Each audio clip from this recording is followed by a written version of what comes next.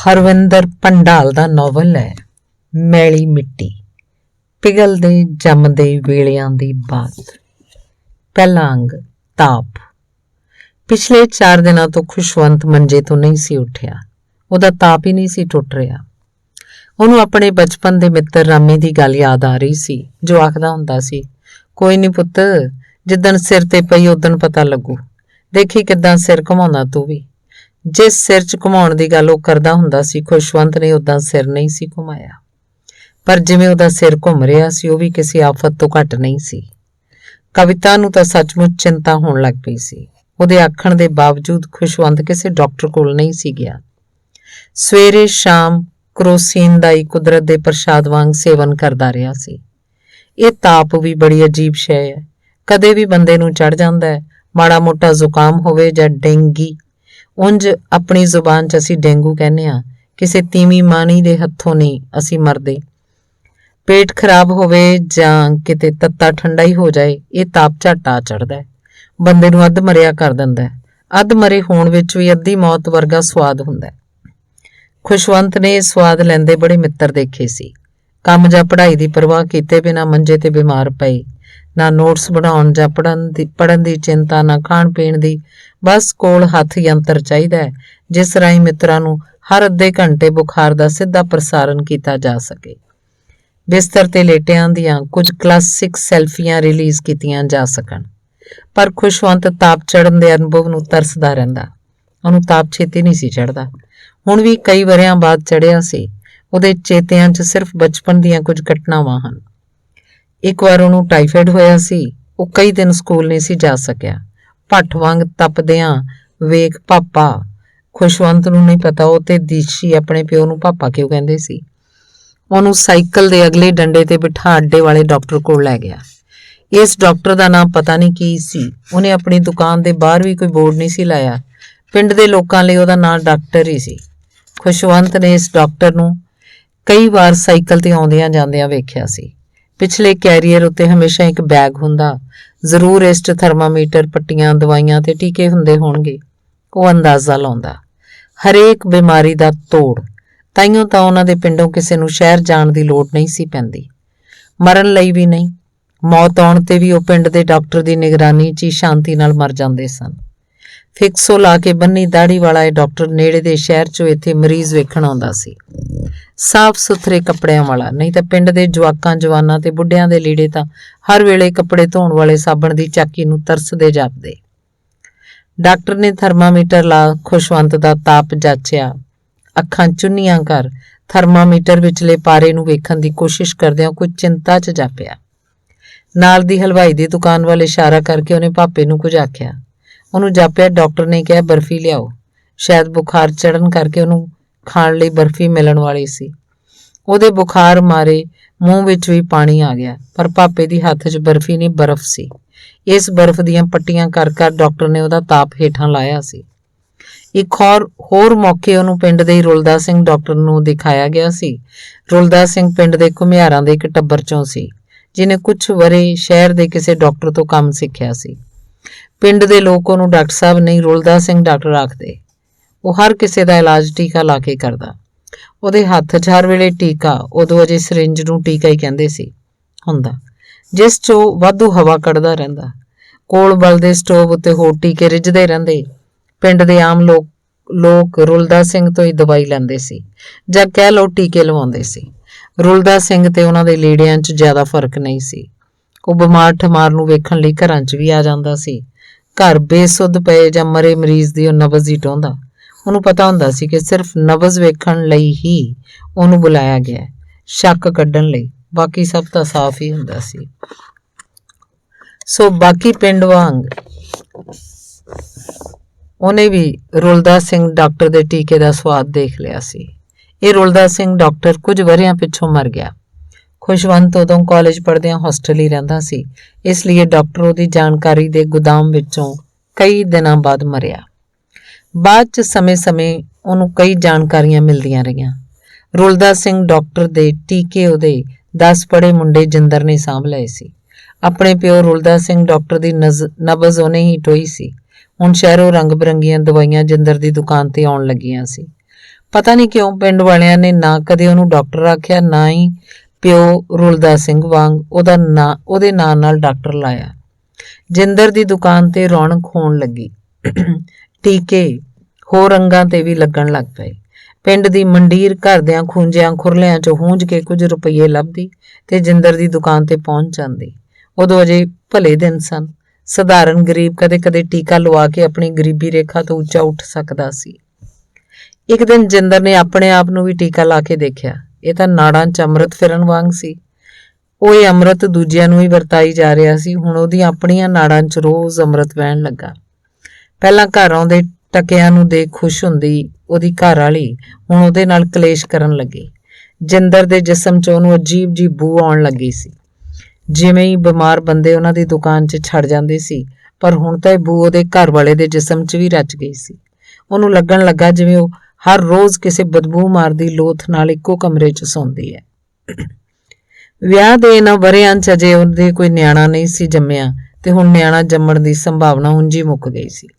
ਇਸ ਲਈ ਉਹ ਹਰ ਪਾਸਿਓਂ ਬੇਉਮੀਦੀ ਇੱਕ ਕਮਰੇ 'ਚ ਲੋਥ ਨਾਲ ਇਕੱਲੀ ਹੁੰਦੀ ਸੀ। ਕਈ ਵਾਰ ਉਹ ਰਾਤ ਨੂੰ ਉੱਠ ਕੇ ਇਸ ਲੋਥ ਨੂੰ ਟੋਹ ਕੇ ਦੇਖਦੀ, ਪਰ ਹਰ ਸਵੇਰ ਲੋਥ ਆਪਣੀ ਦੁਕਾਨ 'ਚ ਸਾਬਤ ਸਬੂਤੀ ਬੈਠੀ ਲੱਭਦੀ। ਇੱਕ ਦਿਨ ਲੋਥ ਆਪਣੀ ਨੀਂਦ 'ਚੋਂ ਜਾਗ ਨਾ ਸਕੀ, ਫਿਰ ਉਹ ਕਦੇ ਦੁਕਾਨ ਤੇ ਨਾ ਬੈਠੀ। ਅੰਤਿਮ ਸੰਸਕਾਰ ਕਰਨ ਪਿੱਛੋਂ ਘਰਵਾਲੀ ਨੇ ਦੁਕਾਨ ਹੂੰਝ ਕੇ ਬੰਦ ਕਰ ਦਿੱਤੀ। ਦੁਕਾਨ 'ਚ ਪਈਆਂ ਦਵਾਈਆਂ ਵਾਲੀਆਂ ਸ਼ੀਸ਼ੀਆਂ ਤੇ ਟੀਕੇ ਇੱਕ ਵੱਡੇ ਬੋਰੇ 'ਚ ਪਾ ਉਹ ਦਰਿਆ 'ਚ ਸੁੱਟ ਆਈ। ਪਿੰਡ ਦੇ ਮੁੰਡੇ ਕਈ ਦਿਨ ਦੁਕਾਨ ਦੇ ਬਾਹਰ ਗੇੜੇ ਮਾਰਦੇ ਰਹੇ, ਪਰ ਫਿਰ ਨਿਰਾਸ਼ ਹੋ ਕਿੱਥੇ ਗਏ। ਖੁਸ਼ਵੰਤ ਤੱਕ ਇਹ ਜਾਣਕਾਰੀ ਨਾ ਪਹੁੰਚ ਸਕੀ। ਉਹਦੀ ਬਾਤ ਵੀ ਤਾਂ ਅਜੇ ਅਧੂਰੀ ਜਾਣਕਾਰੀ ਵਾਂਗ ਅਧੂਰੀ ਹੈ। ਜੇ ਕਿਸੇ ਨੂੰ ਬਾਤ ਦੇ ਸ਼ੁਰੂ ਹੁੰਦਿਆਂ ਹੀ ਤਾਪ ਚੜ ਜਾਏ ਤਾਂ ਬਾਤ ਨੂੰ ਵੀ ਹੂੰਗਣਾ ਹੀ ਪਏਗਾ। ਸ਼ਾਮ ਨੂੰ ਖੁਸ਼ਵੰਤ ਦੇ ਹੱਥ ਯੰਤਰ ਤੇ ਆਏ ਜਗਦੀਸ਼ ਦੇ ਫੋਨ ਨੂੰ ਕਵਿਤਾ ਨਹੀਂ ਚੁੱਕਿਆ। ਜਗਦੀਸ਼ ਹਾਲ ਚਾਲ ਪੁੱਛਣਾ ਚਾਹੁੰਦਾ ਸੀ। ਕਵਿਤਾ ਨੂੰ ਉਹਦੇ ਤੋਂ ਹੀ ਪਤਾ ਲੱਗਾ ਕਿ ਖੁਸ਼ਵੰਤ ਨੇ ਆਪਣੇ ਤਾਪ ਚੜ੍ਹਨ ਬਾਰੇ ਕਾਲਜ 'ਚ ਕੋਈ ਇਤਲਾਹ ਨਹੀਂ ਸੀ ਦਿੱਤੀ। ਅੱਜ ਪ੍ਰਿੰਸੀਪਲ ਭਾਰਦਵਾਜ ਜੀ ਦੀ ਸ਼ਕਲ ਖੁਸ਼ਵੰਤ ਨੂੰ ਹਮੇਸ਼ਾ ਦਰਿਆਈ ਘੋੜੇ ਵਰਗੀ ਲੱਗਦੀ ਸੀ। ਕੁਝ ਗੁੱਸੇ 'ਚ ਸੀ। 4 ਦਿਨਾਂ ਤੋਂ ਉਹਦਾ ਇੱਕ ਮਾਤਹਿਤ ਬਿਨਾਂ ਕਿਸੇ ਅਰਜੀ ਤੋਂ ਛੁੱਟੀ ਤੇ ਨਹੀਂ ਗੈਰ ਹਾਜ਼ਰ ਸੀ। ਇਸ ਤਰ੍ਹਾਂ ਦੀ ਅਨੁਸ਼ਾਸਨਹੀਨਤਾ ਕਿਵੇਂ ਬਰਦਾਸ਼ਤ ਕੀਤੀ ਜਾ ਸਕਦੀ ਸੀ। ਅਨੁਸ਼ਾਸਨ ਹੀ ਤਾਂ ਉਹਨਾਂ ਦੀ ਸੰਸਥਾ ਦਾ ਗੁਣ ਸੀ। ਇਸੇ ਲਈ ਸ਼ਹਿਰਾਂ ਤੇ ਪਿੰਡਾਂ ਦੇ ਮਾਪੇ ਆਪਣੀਆਂ ਕੁੜੀਆਂ ਨੂੰ ਬਿਨਾਂ ਝਿਜਕ ਉਹਨਾਂ ਦੇ ਕਾਲਜ ਦਾਖਲ ਕਰਵਾ ਜਾਂਦੇ ਸਨ। ਭਾਰਦਵਾਜ ਨੇ ਕਾਲਜ ਦੇ ਗੇਟ ਤੇ ਲਿਖਵਾਇਆ ਸੀ, ਤੁਹਾਡੀ ਸਫਲਤਾ ਦਾ ਪੱਧਰ ਤੁਹਾਡੇ ਅਨੁਸ਼ਾਸਨ ਤੇ ਕਰੜੀ ਮਿਹਨਤ ਉੱਤੇ ਨਿਰਭਰ ਹੈ। ਹਰ ਆਉਣ ਵਾਲਾ ਇਸ ਕਥਨ ਨੂੰ ਪੜ੍ਹ ਕੇ ਕਾਲਜ ਅੰਦਰ ਦਾਖਲ ਹੁੰਦਾ। ਵਿਦਿਆਰਥੀ ਕੁਝ ਘਬਰਾ ਜਾਂਦੇ ਤੇ ਪ੍ਰੋਫੈਸਰ ਨੂੰ ਆਪਣੇ ਸਾਰੇ ਲੱਗੇ ਪੀਰੀਅਡ ਯਾਦ ਆ ਜਾਂਦੇ। ਦਰਿਆਈ ਘੋੜੇ ਜਿਹੇ ਭਾਰਦਵਾਜ ਨੇ ਖੁਸ਼ਵੰਤ ਨੂੰ ਆਪ ਫੋਨ ਨਹੀਂ ਸੀ ਕੀਤਾ। ਉਹਦੀ ਕਦਰ ਵੀ ਕਰਦਾ ਸੀ। ਸਾਰੇ ਸਟਾਫ 'ਚੋਂ ਇਕੱਲਾ ਸੀ ਜਿਹਦੇ ਲਿਖੇ ਖੋਜ ਪੱਤਰ ਛਪਦੇ ਸਨ ਤੇ ਕਾਨਫਰੰਸਾਂ 'ਚ ਪਰਚੇ ਪੜ੍ਹਨ ਲਈ ਜਿਹਨੂੰ ਸੱਦਾ ਪੱਤਰ ਆਉਂਦੇ ਸਨ।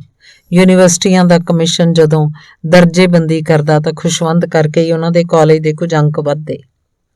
ਕਈ ਵਾਰ ਵਿਦਿਆਰਥੀਆਂ ਦਾ ਕੋਈ ਮਸਲਾ ਖੜਾ ਹੋ ਜਾਂਦਾ ਤਾਂ ਉਹਦੀ ਵਿਚੋਲਗੀ ਨਾਲ ਹੀ ਗੱਲ ਕਿਸੇ ਸਿਰੇ ਲੱਗਦੀ। ਕਿਸੇ ਵੇਲੇ ਉਹ ਵਿਦਿਆਰਥੀਆਂ ਦਾ ਤੇ ਫਿਰ ਪ੍ਰੋਫੈਸਰਾਂ ਦਾ ਲੀਡਰ ਵੀ ਤਾਂ ਰਿਹਾ ਸੀ। ਇੱਕ ਖੁਸ਼ਵੰਤ ਹੀ ਸੀ ਜੋ 4 ਦਿਨਾਂ ਤੋਂ ਬਿਨਾਂ ਅਰਜ਼ੀ ਤੇ ਬਿਨਾਂ ਸੂਚਨਾ ਤੋਂ ਛੁੱਟੀ ਉੱਤੇ ਸੀ। ਕੋਈ ਹੋਰ ਹੁੰਦਾ ਤਾਂ ਉਹਨੇ ਗੈਰ ਹਾਜ਼ਰ ਹੀ ਹੋਣਾ ਸੀ। ਪਤਾ ਨਹੀਂ ਇਹ ਕਿਹੜਾ ਤਾਪ ਸੀ ਜਿਹਨੇ ਉਹਨੂੰ ਸਾਹ ਸੱਤਹੀਣ ਕਰ ਦਿੱਤਾ ਸੀ। ਕੱਲ ਉਹਦਾ ਟੈਂਕੀ ਤੇ ਚੜ੍ਹਨ ਦਾ ਸ਼ੌਕੀਨ ਵਿਦਿਆਰਥੀ ਨਿਸ਼ਾਨ ਵੀ ਆਇਆ ਸੀ। ਮੈਂ ਸੋਚਿਆ ਸਰ ਨੂੰ ਮਿਲ ਆਈਏ, ਬੜੇ ਦਿਨ ਹੋ ਗਏ ਸੀ ਮਿਲਿਆ। ਗੇਟ ਉੱਤੇ ਉਹਨੇ ਕਵਿਤਾ ਨੂੰ ਦੱਸਿਆ ਸੀ। ਉਂਝ ਕਵਿਤਾ ਨੂੰ ਪਤਾ ਸੀ ਉਹ ਕਿਉਂ ਆਇਆ। ਪਹਿਲਾਂ ਵੀ ਜਦੋਂ ਕਦੇ ਉਹਨੂੰ ਕੋਈ ਭਾਵੁਕਤਾ ਦਾ ਦੌਰਾ ਪੈਂਦਾ ਸੀ ਤਾਂ ਦਿਲ ਹੌਲਾ ਕਰਨ ਤੇ 2 ਪੈਗ ਲਾਉਣ ਲਈ ਖੁਸ਼ਵੰਤ ਕੋਲ ਆ ਜਾਂਦਾ ਸੀ। ਕਾਲਜ ਪੜ੍ਹਨ ਵੇਲੇ ਤੋਂ ਹੀ ਉਹਦੀ ਖੁਸ਼ਵੰਤ ਨਾਲ ਇਸੇ ਤਰ੍ਹਾਂ ਦੀ ਸਾਂਝ ਸੀ। ਪਰ ਕੱਲ ਉਹਨੇ ਇਸ ਗੱਲ ਦਾ ਵੀ ਕੋਈ ਹੁੰਗਾਰਾ ਨਹੀਂ ਸੀ ਭਰਿਆ ਤੇ ਨਿਸ਼ਾਨ ਨੂੰ ਬਿਨਾਂ ਪੈਗ ਪੀਤਿਆਂ ਭਾਵੁਕਤਾ 'ਚ ਭਾਰਾ ਹੋਇਆ ਦਿਲ ਲੈ ਕੇ ਗੇਟ ਤੋਂ ਹੀ ਨਿਰਾਸ਼ ਮੁੜਨਾ ਪਿਆ ਸੀ। ਚਲੋ ਉੱਠੋ, ਟੈਂਪਰੇਚਰ ਵੇਖੀਏ। ਕਵਿਤਾ ਸੱਜੇ ਹੱਥ 'ਚ ਫੜੇ ਡਿਜੀਟਲ ਥਰਮਾਮੀਟਰ ਨੂੰ ਔਨ ਕਰਕੇ ਉਹਦੇ ਮੁਰਝਾਏ ਮੂੰਹ ਵੱਲ ਤੱਕ ਰਹੀ ਸੀ। ਪਤਾ ਨਹੀਂ ਕਿਉਂ ਉਹ ਟੈਂਪਰੇਚਰ ਨਹੀਂ ਸੀ ਵੇਖਣਾ ਚਾਹੁੰਦਾ। ਉਹ ਕੁਝ ਵੀ ਦੇਖਣਾ, ਸੁਣਨਾ, ਸੋਚਣਾ, ਸਮਝਣਾ ਨਹੀਂ ਸੀ ਚਾਹੁੰਦਾ। 4 ਦਿਨਾਂ ਤੋਂ ਲਗਾਤਾਰ ਉਹਦੇ ਮੱਥੇ 'ਚ ਹਥੌੜਾ ਵੱਜ ਰਿਹਾ ਸੀ। ਉਹਨੇ ਪਿਛਲੇ 25-30 ਵਰ੍ਹਿਆਂ 'ਚ ਜੋ ਸਵੈ ਸਨਮਾਨ ਆਪਣੇ ਮੱਥੇ 'ਚ ਉਸਾਰਿਆ ਸੀ, ਉਹਦੀ ਇੱਕ ਇੱਟ ਉਖੜ ਰਹੀ ਸੀ। ਪਤਾ ਨਹੀਂ ਇੱਕ ਛੋਟੀ ਜਿਹੀ ਗੱਲ ਜਾਂ ਕਿਸੇ ਦੀ ਛੋਟੀ ਜਿਹੀ ਹਰਕਤ ਨੇ ਉਹਦੇ ਤੇ ਇਦਾਂ ਦਾ ਅਸਰ ਕਿਉਂ ਪਾਇਆ ਸੀ। ਐਸੀਆਂ ਗੱਲਾਂ ਤਾਂ ਹੁਣ ਇਸ ਧਰਤੀ ਤੇ ਆਮ ਜਿਹੀ ਗੱਲ ਹੈ, ਕਦੇ ਵੀ ਕਿਤੇ ਵੀ ਵਾਪਰ ਸਕਦੀ ਹੈ। ਜਿਵੇਂ ਕਹਿੰਦੇ ਨੇ, ਕਦੇ ਪਹਾੜੀਏ ਹਮੇਸ਼ਾ ਆਪਣੇ ਹੱਥ 'ਚ ਛਤਰੀ ਲੈ ਕੇ ਚੱਲਦੇ ਸੀ। ਪਤਾ ਨਹੀਂ ਕਦੋਂ ਕਿਸੇ ਬੱਦਲੀ ਨੇ ਸਿਰ ਤੇ ਆ ਕੇ ਜਾਣਾ, ਸਿਰ ਤੇ ਆ ਕੇ ਮੀਂਹ ਵਸਣ ਲੱਗਣਾ। ਇਦਾਂ ਦਾ ਹਾਲ ਹੀ ਹੁਣ ਇਸ ਧਰਤੀ ਦਾ ਹੈ, ਮੀਂਹ ਵੱਲੋਂ ਨਹੀਂ, ਕਿਸੇ ਹੋਰ ਗੱਲ ਤੋਂ। ਇੱਥੇ ਵੀ ਪਤਾ ਨਹੀਂ ਕਦੋਂ ਕਿਸ ਨੇ ਆ ਜਾਣਾ ਤੇ ਤੁਹਾਨੂੰ ਧਰਤੀ 'ਚ ਗੱਡ ਦੇਣਾ ਹੈ। ਜਿਵੇਂ ਤੁਹਾਡੀ ਇਸ ਧਰਤੀ ਤੇ ਕੋਈ ਹੋਂਦ ਹੀ ਨਹੀਂ ਹੁੰਦੀ, ਬਿਨਾਂ ਤੁਹਾਨੂੰ ਜਾਣਿਆ ਬੇਹੱਦ ਸੰਵੇਦਨਹੀਨ ਤਰੀਕੇ ਨਾਲ। ਬੁਖਾਰ ਤਾਂ ਹੈ ਨਹੀਂ ਇਸ ਵੇਲੇ। ਕਵਿਤਾ ਦੇ ਬੋਲਾਂ 'ਚ ਬੀਵੀਆਂ ਜਿਹੀ ਖਾਸ ਨਿਸ਼ਚਿੰਤਤਾ ਸੀ, ਜਿਵੇਂ ਔਰਤ ਆਪਣੇ ਖਾਵੰਦ ਤੇ ਬੱਚੇ ਕੋਲ ਰਹਿ ਕੇ ਮਹਿਸੂਸ ਕਰਦੀ ਹੈ। ਪਰ ਉਹਦੇ ਬੋਲਾਂ ਨੇ ਖੁਸ਼ਵੰਤ ਦੇ ਮੱਥੇ ਦਾ ਹਥੌੜਾ ਪਰਾਂ ਨਹੀਂ ਸੀ ਕੀਤਾ। ਇਹ ਅਜੇ ਵੀ ਉੱਥੇ ਹੀ ਸੀ। ਮੇਰੀ ਮੰਨੋ, ਉੱਠ ਕੇ ਬਾਹਰ ਘੁੰਮੋ। ਬਿਸਤਰੇ ਤੇ ਪਿਆਂ ਤਾਂ ਬੰਦਾ ਉਦਾਂ ਹੀ ਬਿਮਾਰ ਮਹਿਸੂਸ ਕਰਨ ਲੱਗ ਪੈਂਦਾ, ਕਵਿਤਾ ਕਹਿ ਰਹੀ ਸੀ, ਬਿਨਾਂ ਇਹ ਜਾਣਿਆ ਕਿ ਉਹਦਾ ਮਰਜ਼ ਬੂਹੇ ਦੇ ਬਾਹਰ ਹੀ ਪਿਆ। ਘਰ ਦੇ ਅੰਦਰ ਤਾਂ ਆਪਣੀ ਬੀਵੀ ਕੋਲ ਆਪਣੇ ਮਾਨ ਸਨਮਾਨ ਸਮੇਤ ਸੁਰੱਖਿਅਤ ਹੈ। ਬਾਹਰ ਘੁੰਮਣਾ ਜਾਂ ਬਾਹਰ ਬਹਿਣ ਜਾਣਾ ਪਿੰਡ ਦੇ ਲੋਕਾਂ ਦਾ ਪਸੰਦੀਦਾ ਸ਼ੁਗਲ ਸੀ। ਵਧੇਰੇ ਲੋਕ ਉਦੋਂ ਮੂੰਹ ਹਨੇਰੇ ਜਾਗ ਜਾਂਦੇ ਸਨ। ਬਾਹਰ ਸੁੱਤਿਆਂ ਨੂੰ ਸਵੇਰ ਦੀ ਤਰੇਲ ਜਗਾ ਦਿੰਦੀ। ਜਨਾਨੀਆਂ ਮੂੰਹ ਹਨੇਰੇ ਬਾਹਰ ਬਹਿਣ ਚਲੀਆਂ ਜਾਂਦੀਆਂ। ਹਨੇਰੇ 'ਚ ਲੁਕਵੀਂ ਥਾਂ ਲੱਭਣੀ ਸੌਖੀ ਹੁੰਦੀ ਹੈ। ਬੰਦਿਆਂ ਲਈ ਹਰ ਕੰਮ ਲਈ ਹਰ ਵੇਲਾ ਹੁੰਦਾ ਹੈ। ਬਾਹਰ ਬਹਿਣ ਲਈ ਵੀ ਉਹ ਕਦੇ ਵੀ ਕਿਤੇ ਵੀ ਬਹਿ ਜਾਂਦੇ। ਬਹਿਣ ਵਾਂਗ ਹੀ ਉਹਨਾਂ ਨੂੰ ਕਿਤੇ ਵੀ ਖੜੇ ਹੋਣ ਦਾ ਵੀ ਹੱਕ ਸੀ। ਉਹ ਕਿਤੇ ਵੀ ਕਿਸੇ ਵੀ ਦਿਸ਼ਾ 'ਚ ਪਿਸ਼ਾਬ ਕਰਨ ਲਈ ਖੜੋ ਸਕਦੇ ਸਨ। ਜਨਾਨੀਆਂ ਵਿਚਾਰੀਆਂ ਮੂੰਹ ਪਰਾਂ ਕਰਕੇ ਕੋਲ ਦੀ ਲੰਘ ਸਕਦੀਆਂ ਸਨ। ਕਿਸੇ ਨੂੰ ਇਹਦਾ ਕੋਈ ਉਜਰ ਨਹੀਂ ਸੀ ਹੁੰਦਾ। ਉਂਝ ਪਿੰਡ ਦੇ ਲੋਕ ਪੂਰੇ ਧਰਮੀ ਕਰਮੀ ਸੀ। ਹਰ ਪੱਤੀ ਦਾ ਆਪਣਾ ਗੁਰਦੁਆਰਾ ਸੀ ਤੇ ਪਿੰਡ ਦੇ ਥੋੜੇ ਜਿਹੇ ਹਿੰਦੂਆਂ ਲਈ ਛੋਟਾ ਜਿਹਾ ਮੰਦਰ। ਉਹ ਗੁੱਗਾ ਵੀ ਪੂਜਦੇ, ਖਵਾਜਾ ਵੀ। ਪਿੰਡ ਦੇ ਬਾਰ-ਬਾਰ ਮਜਬੀਆਂ ਸਾਂਸੀਆਂ ਦੇ ਵੀ ਘਰ ਸੀ, ਜਿਨ੍ਹਾਂ ਨੂੰ ਪਤਾ ਨਹੀਂ ਸੀ ਕਿ ਉਹਨਾਂ ਨੇ ਕੀ ਪੂਜਣਾ। ਵੈਸੇ ਬਾਕੀ ਲੋਕਾਂ ਨੂੰ ਵੀ ਕਿਹੜਾ ਪਤਾ ਸੀ। ਜਿਹਨੂੰ ਜਿੱਥੇ ਜਾਣ ਦਾ ਮੌਕਾ ਮਿਲਦਾ ਉੱਥੇ ਚਲਾ ਜਾਂਦਾ, ਮੱਥਾ ਟੇਕ ਦਿੰਦਾ। ਵੀਰਵਾਰ ਪਿੰਡ 'ਚ ਢੋਲ ਵੱਜਦਾ। ਲੋਕ ਪੀਰ ਸ਼ਾਹ ਇਨਾਇਤ ਦੇ ਤਕੀਏ ਤੇਲ ਚੜਾਉਣ ਜਾਂਦੇ। ਤਕੀਏ ਦੀ ਮਾਨਤਾ ਮੁਸਲਮਾਨਾਂ ਨਾਲ ਪਾਕਿਸਤਾਨ ਨਹੀਂ ਸੀ ਜਾ ਸਕੀ। ਲੋਕਾਂ ਨੇ ਇਹਨੂੰ ਬਦੋ-ਬਦੀ ਆਪਣੇ ਕੋਲ ਰੱਖ ਲਿਆ ਸੀ। ਪਿੰਡ ਦੀਆਂ ਕੁੜੀਆਂ ਦਾ ਇਸ ਨਾਲ ਦੂਰਾ ਫਾਇਦਾ ਹੋਇਆ ਸੀ। ਹਰ ਵਰੇ 12 ਹਾੜ ਨੂੰ ਤਕੀਏ ਮੇਲਾ ਲੱਗਦਾ ਤਾਂ ਪਿੰਡ ਦਾ ਹਰ ਜੀ ਤਕੀਏ ਮੇਲਾ ਵੇਖਣ ਪਹੁੰਚਦਾ।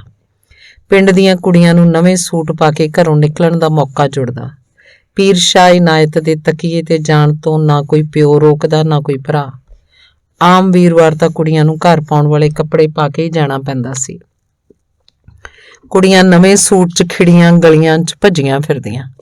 ਚੋਰ ਅੱਖੀਂ ਪਿੰਡ ਦੇ ਜਾਂ ਗੁਆਂਢੀ ਪਿੰਡਾਂ ਤੋਂ ਆਏ ਗੱਭਰੂਆਂ ਨੂੰ ਵੀ ਤਾੜਦੀਆਂ। ਦੂਰ ਨੇੜੇ ਵਿਆਹੀਆਂ ਪਿੰਡ ਦੀਆਂ ਕੁੜੀਆਂ ਵੀ ਇਸੇ ਦਿਨ ਜ਼ਰੂਰ ਪਿੰਡ ਗੇੜਾ ਲਾਉਂਦੀਆਂ। ਉਹਨਾਂ ਲਈ ਮੇਲੇ ਦਾ ਦਿਨ ਤੀਆਂ ਦਾ ਦਿਨ ਹੀ ਬਣ ਜਾਂਦਾ ਸੀ। ਉਹ ਵੀ ਬਿਨਾਂ ਕਿਸੇ ਨੂੰ ਖਬਰ ਲੱਗਿਆ ਆਪਣੀਆਂ ਕਈ ਯਾਦਾਂ ਤਾਜ਼ਾ ਕਰ ਜਾਂਦੀਆਂ।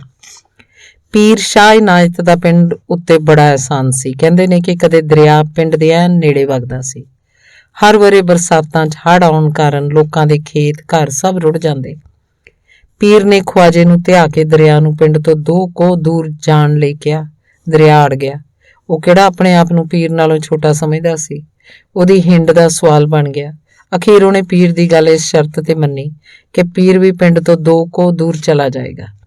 ਉਦੋਂ ਤੋਂ ਹੀ ਦਰਿਆ ਪਿੰਡ ਤੋਂ 2 ਕੋਹ ਪਿੱਛੇ ਵਗਦਾ ਤੇ ਪੀਰ ਦੀ ਦੂਜੀ ਦਰਗਾਹ ਵੀ ਇਸੇ ਲਈ 2 ਕੋਹ ਦੱਖਣ ਵੱਲ ਬਣੀ। ਏਦਾਂ ਕੁਦਰਤ ਉਦੋਂ ਨੇਕ ਬੰਦਿਆਂ ਦੀ ਅਰਜ਼ੋਈ ਮੰਨ ਲੈਂਦੀ ਸੀ। ਕੁਦਰਤ ਨੂੰ ਵੀ ਨੇਕ ਬੰਦਿਆਂ ਦੀ ਲੋੜ ਹੁੰਦੀ ਸੀ। ਮਿੱਟੀ ਦੇ ਕੱਚੇ ਕੋਠੇ ਲਿਪਦੇ ਲਪਾਉਂਦੇ ਲੋਕ ਕਦੇ ਖਵਾਜੇ ਨੂੰ ਚੜਾਈਆਂ ਬੱਕਲੀਆਂ ਸਵਾਦ ਲੈ ਲੈ ਕੇ ਖਾਂਦੇ ਤੇ ਕਦੇ ਪੀਰ ਸ਼ਾਹ ਇਨਾਇਤ ਨੂੰ ਚੜ੍ਹਦੇ ਮਿੱਠੇ ਚੌਲ। ਉਹਨਾਂ ਲਈ ਜੀਵਨ ਦਾ ਨਾਂ ਇਹੀ ਸੀ। ਪਰ ਹੁਣ ਬਾਹਰੋਂ ਦੇਖਿਆ ਪਿੰਡ ਪੱਕੀਆਂ ਇੱਟਾਂ ਦਾ ਕਿਲਾ ਜਿਹਾ ਜਾਪਦਾ ਸੀ। ਪਿਛਲੇ ਕਈ ਵਰ੍ਹਿਆਂ 'ਚ ਇਹਨੇ ਆਪਣੇ ਆਪ ਦੀ ਇਹ ਪੱਕੀ ਕਿਲੇਬੰਦੀ ਕੀਤੀ ਸੀ। ਕੁਝ ਲੋਕ ਇਹਨੂੰ ਮੁਰੱਬੇਬੰਦੀ ਵੀ ਕਹਿੰਦੇ ਆ। ਮੁਰੱਬੇਬੰਦੀ ਨੇ ਹਰੇ ਭਰੇ ਪਿੰਡ ਦੇ ਆਲੇ ਦੁਆਲੇ ਨੂੰ ਰੁੰਡ ਮੁੰਡ ਕੀਤਾ। ਫਿਰ ਕੁਝ ਵਰ੍ਹਿਆਂ 'ਚ ਹੀ ਲੋਕ ਕੱਚੇ ਕੋਠੇ ਢਾਹ ਕੇ ਪੱਕੇ ਛੱਤਣ ਲੱਗੇ। ਜੱਟਾਂ ਨੂੰ ਤਾਂ ਮੁਰੱਬੇਬੰਦੀ ਅਸਲੀ ਆਜ਼ਾਦੀ ਲੱਗੀ, ਜੋ ਅਖੀਰ ਉਹਨਾਂ ਦੇ ਪਿੰਡ ਵੀ ਆ ਗਈ ਸੀ। ਨਹੀਂ ਤਾਂ ਉਹ ਹੁਣ ਤੱਕ ਇਹੀ ਸੋਚਦੇ ਸੀ ਕਿ ਸ਼ਾਇਦ ਅਸਲੀ ਆਜ਼ਾਦੀ ਪਿੰਡੋਂ ਉੱਜੜ ਕੇ ਪਾਕਿਸਤਾਨ ਜਾਣ ਵਾਲੇ ਮੁਸਲੇ ਨਾਲ ਲੈ ਗਏ। ਖੁਸ਼ਵੰਤ ਨੂੰ ਉਦੋਂ ਮੁਰੱਬੇਬੰਦੀ ਤੋਂ ਵੀ ਮੁਰੱਬਾ ਹੀ ਯਾਦ ਆਉਂਦਾ ਸੀ, ਜਿਵੇਂ ਬਰਫ਼ ਉਹਨੂੰ ਬਰਫੀ ਸੁਣੀ ਸੀ।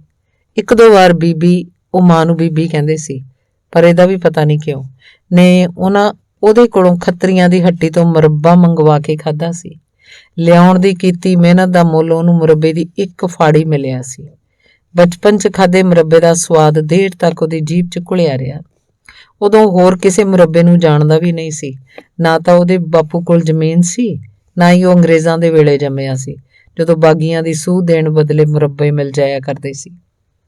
ਪਰ ਖੁਸ਼ਵੰਤ ਨੂੰ ਉਦੋਂ ਖਾਣ ਵਾਲਾ ਮੁਰੱਬਾ ਹੀ ਵਧੇਰੇ ਸੁਆਦੀ ਲੱਗਾ ਸੀ। ਉਹਦੇ ਭਾਪੇ ਕੋਲ ਜ਼ਮੀਨ ਨਹੀਂ ਸੀ, ਪਰ ਮੁਰੱਬੇਬੰਦੀ ਦੇ ਟੂਣੇ ਦਾ ਅਸਰ ਉਹਦੇ ਕੰਮ ਤੇ ਵੀ ਹੋਇਆ ਸੀ। ਉਹਦੀ ਲੀੜੇ ਸਿਉਣ ਵਾਲੀ ਮਸ਼ੀਨ ਹੁਣ ਵਧੇਰੇ ਚੱਲਣ ਲੱਗ ਪਈ ਸੀ। ਉਹ ਸ਼ਹਿਰੋਂ ਨਵੀਂ ਮਸ਼ੀਨ ਲੈ ਆਇਆ ਸੀ। ਇਸ ਮਸ਼ੀਨ ਉੱਤੇ ਕੰਮ ਕਰਨ ਲਈ ਥੱਲੇ ਜ਼ਮੀਨ ਤੇ ਚੌਂਕੜੀ ਮਾਰ ਨਹੀਂ ਸੀ ਬੈਠਣਾ ਪੈਂਦਾ। ਕਾਰੀਗਰ ਆਪਣੀ ਆਰਾਮਦਾਇਕ ਕੁਰਸੀ ਉੱਤੇ ਬੈਠ ਕੇ ਆਰਾਮ ਨਾਲ ਮਸ਼ੀਨ ਚਲਾ ਸਕਦਾ ਸੀ।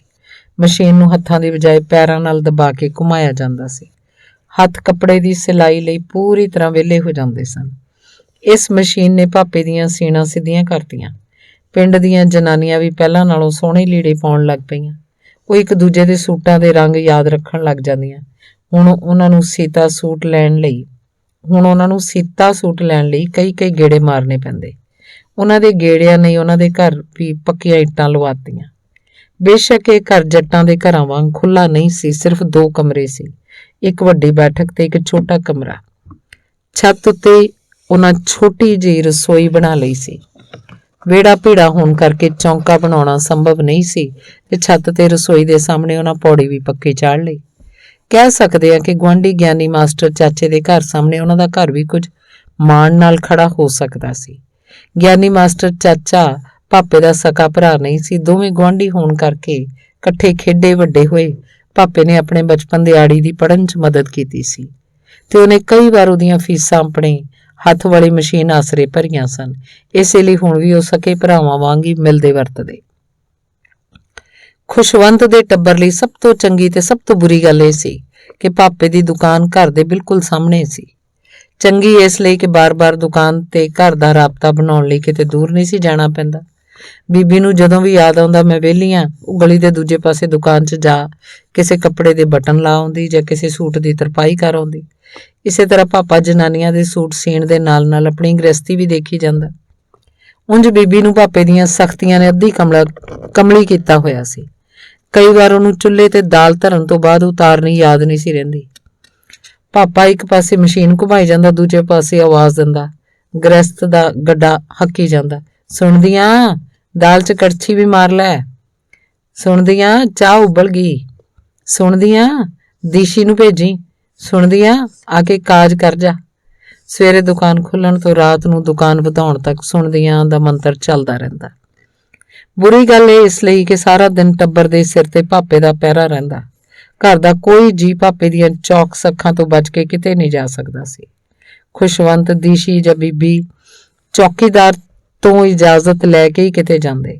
ਜਦੋਂ ਬਾਅਦ 'ਚ ਖੁਸ਼ਵੰਤ ਨੇ ਇਜਾਜ਼ਤ ਲੈਣੀ ਛੱਡੀ, ਉਦੋਂ ਵੀ ਉਹਨੂੰ ਘਰੋਂ ਨਿਕਲਣ ਲੱਗਿਆ ਇੱਕ ਵਾਰ ਭਾਪੇ ਦੀਆਂ ਨਿਗਰਾਨ ਅੱਖਾਂ ਦਾ ਸਾਹਮਣਾ ਕਰਨਾ ਹੀ ਪੈਂਦਾ ਸੀ। ਸ਼ਾਮ ਨੂੰ ਵੱਡੇ ਛੋਟੇ ਸਾਰੇ ਡੇਕ ਵਾਲੀ ਨਿੰਦੋ ਦੇ ਘਰ ਖੇਡਣ ਜਾਂਦੇ। ਗਲੀ 'ਚ ਇੱਕ ਹੋਰ ਨਿੰਦੋ ਦਾ ਵੀ ਘਰ ਸੀ, ਪਰ ਉਹਨਾਂ ਦੇ ਘਰ ਡੇਕ ਨਹੀਂ ਸੀ, ਨਿੰਮ ਦਾ ਰੁੱਖ ਸੀ। ਪਾਪਾ ਦੁਕਾਨ ਤੇ ਬਾਦਸ਼ਾਹ ਬਣਿਆ ਅਹਿਸਾਨ ਜੇ ਵਾਂਗ ਸਿਰ ਮਾਰ ਕੇ ਉਹਨਾਂ ਨੂੰ ਜਾਣ ਦੀ ਆਗਿਆ ਦੇ ਦਿੰਦਾ। ਆਂਢ ਗੁਆਂਢ ਦੇ ਸਾਰੇ ਨਿਆਣੇ ਸੂਰਜ ਛਿਪਦਿਆਂ ਇਕੱਠੇ ਹੋ ਜਾਂਦੇ ਤੇ ਤਰ੍ਹਾਂ ਦੀਆਂ ਖੇਡਾਂ ਖੇਡਦੇ। ਘਰ 'ਚ ਖੇਡਣ ਲਈ ਖੁੱਲ੍ਹਾ ਵਿਹੜਾ ਸੀ। ਉਂਝ ਵੀ ਡੇਕ ਵਾਲੀ ਨਿੰਦੋ ਉਹਨਾਂ ਨੂੰ ਪਸੰਦ ਸੀ। ਉਹ ਆਪ ਉਹਨਾਂ ਨਾਲ ਖੇਡਦੀ। ਨਿੰਮ ਵਾਲੀ ਨਿੰਦੋ ਕਦੇ ਨਿਆਣਿਆਂ ਨੂੰ ਬੁਲਾਉਂਦੀ ਵੀ ਨਹੀਂ ਸੀ। ਪੂਰੀ ਗਲੀ 'ਚ ਜੱਟਾਂ ਜਾਂ ਛੀਂਬਿਆਂ ਦੇ ਘਰ ਸੀ। ਉਸ ਉਮਰ 'ਚ ਸਾਰੇ ਇਕੱਠੇ ਹੀ ਖੇਡਦੇ। ਅਜੇ ਤਾਂ ਉਹਨਾਂ ਨੂੰ ਕਿਸੇ ਨੇ ਮੁੰਡੇ ਜਾਂ ਕੁੜੀ ਹੋਣ ਦਾ ਵੀ ਅਹਿਸਾਸ ਨਹੀਂ ਸੀ ਕਰਾਇਆ। ਜੱਟ ਛੀਂਬੇ ਦਾ ਫਰਕ ਤਾਂ ਕੀ ਪਤਾ ਲੱਗਣਾ ਸੀ। ਖੁਸ਼ਵੰਤ ਨੂੰ ਇੰਨਾ ਜ਼ਰੂਰ ਪਤਾ ਸੀ ਕਿ ਡੇਕ ਵਾਲੀ ਨਿੰਦੋ ਜੱਟਾਂ ਦੀ ਕੁੜੀ ਹੈ। ਜਿਹਦੇ ਘਰ ਦੇ ਵਿਹੜੇ 'ਚ ਰੋਜ਼ ਖੇਡਦੇ ਹਨ, ਉਹ ਜੱਟਾਂ ਦਾ ਘਰ ਹੈ।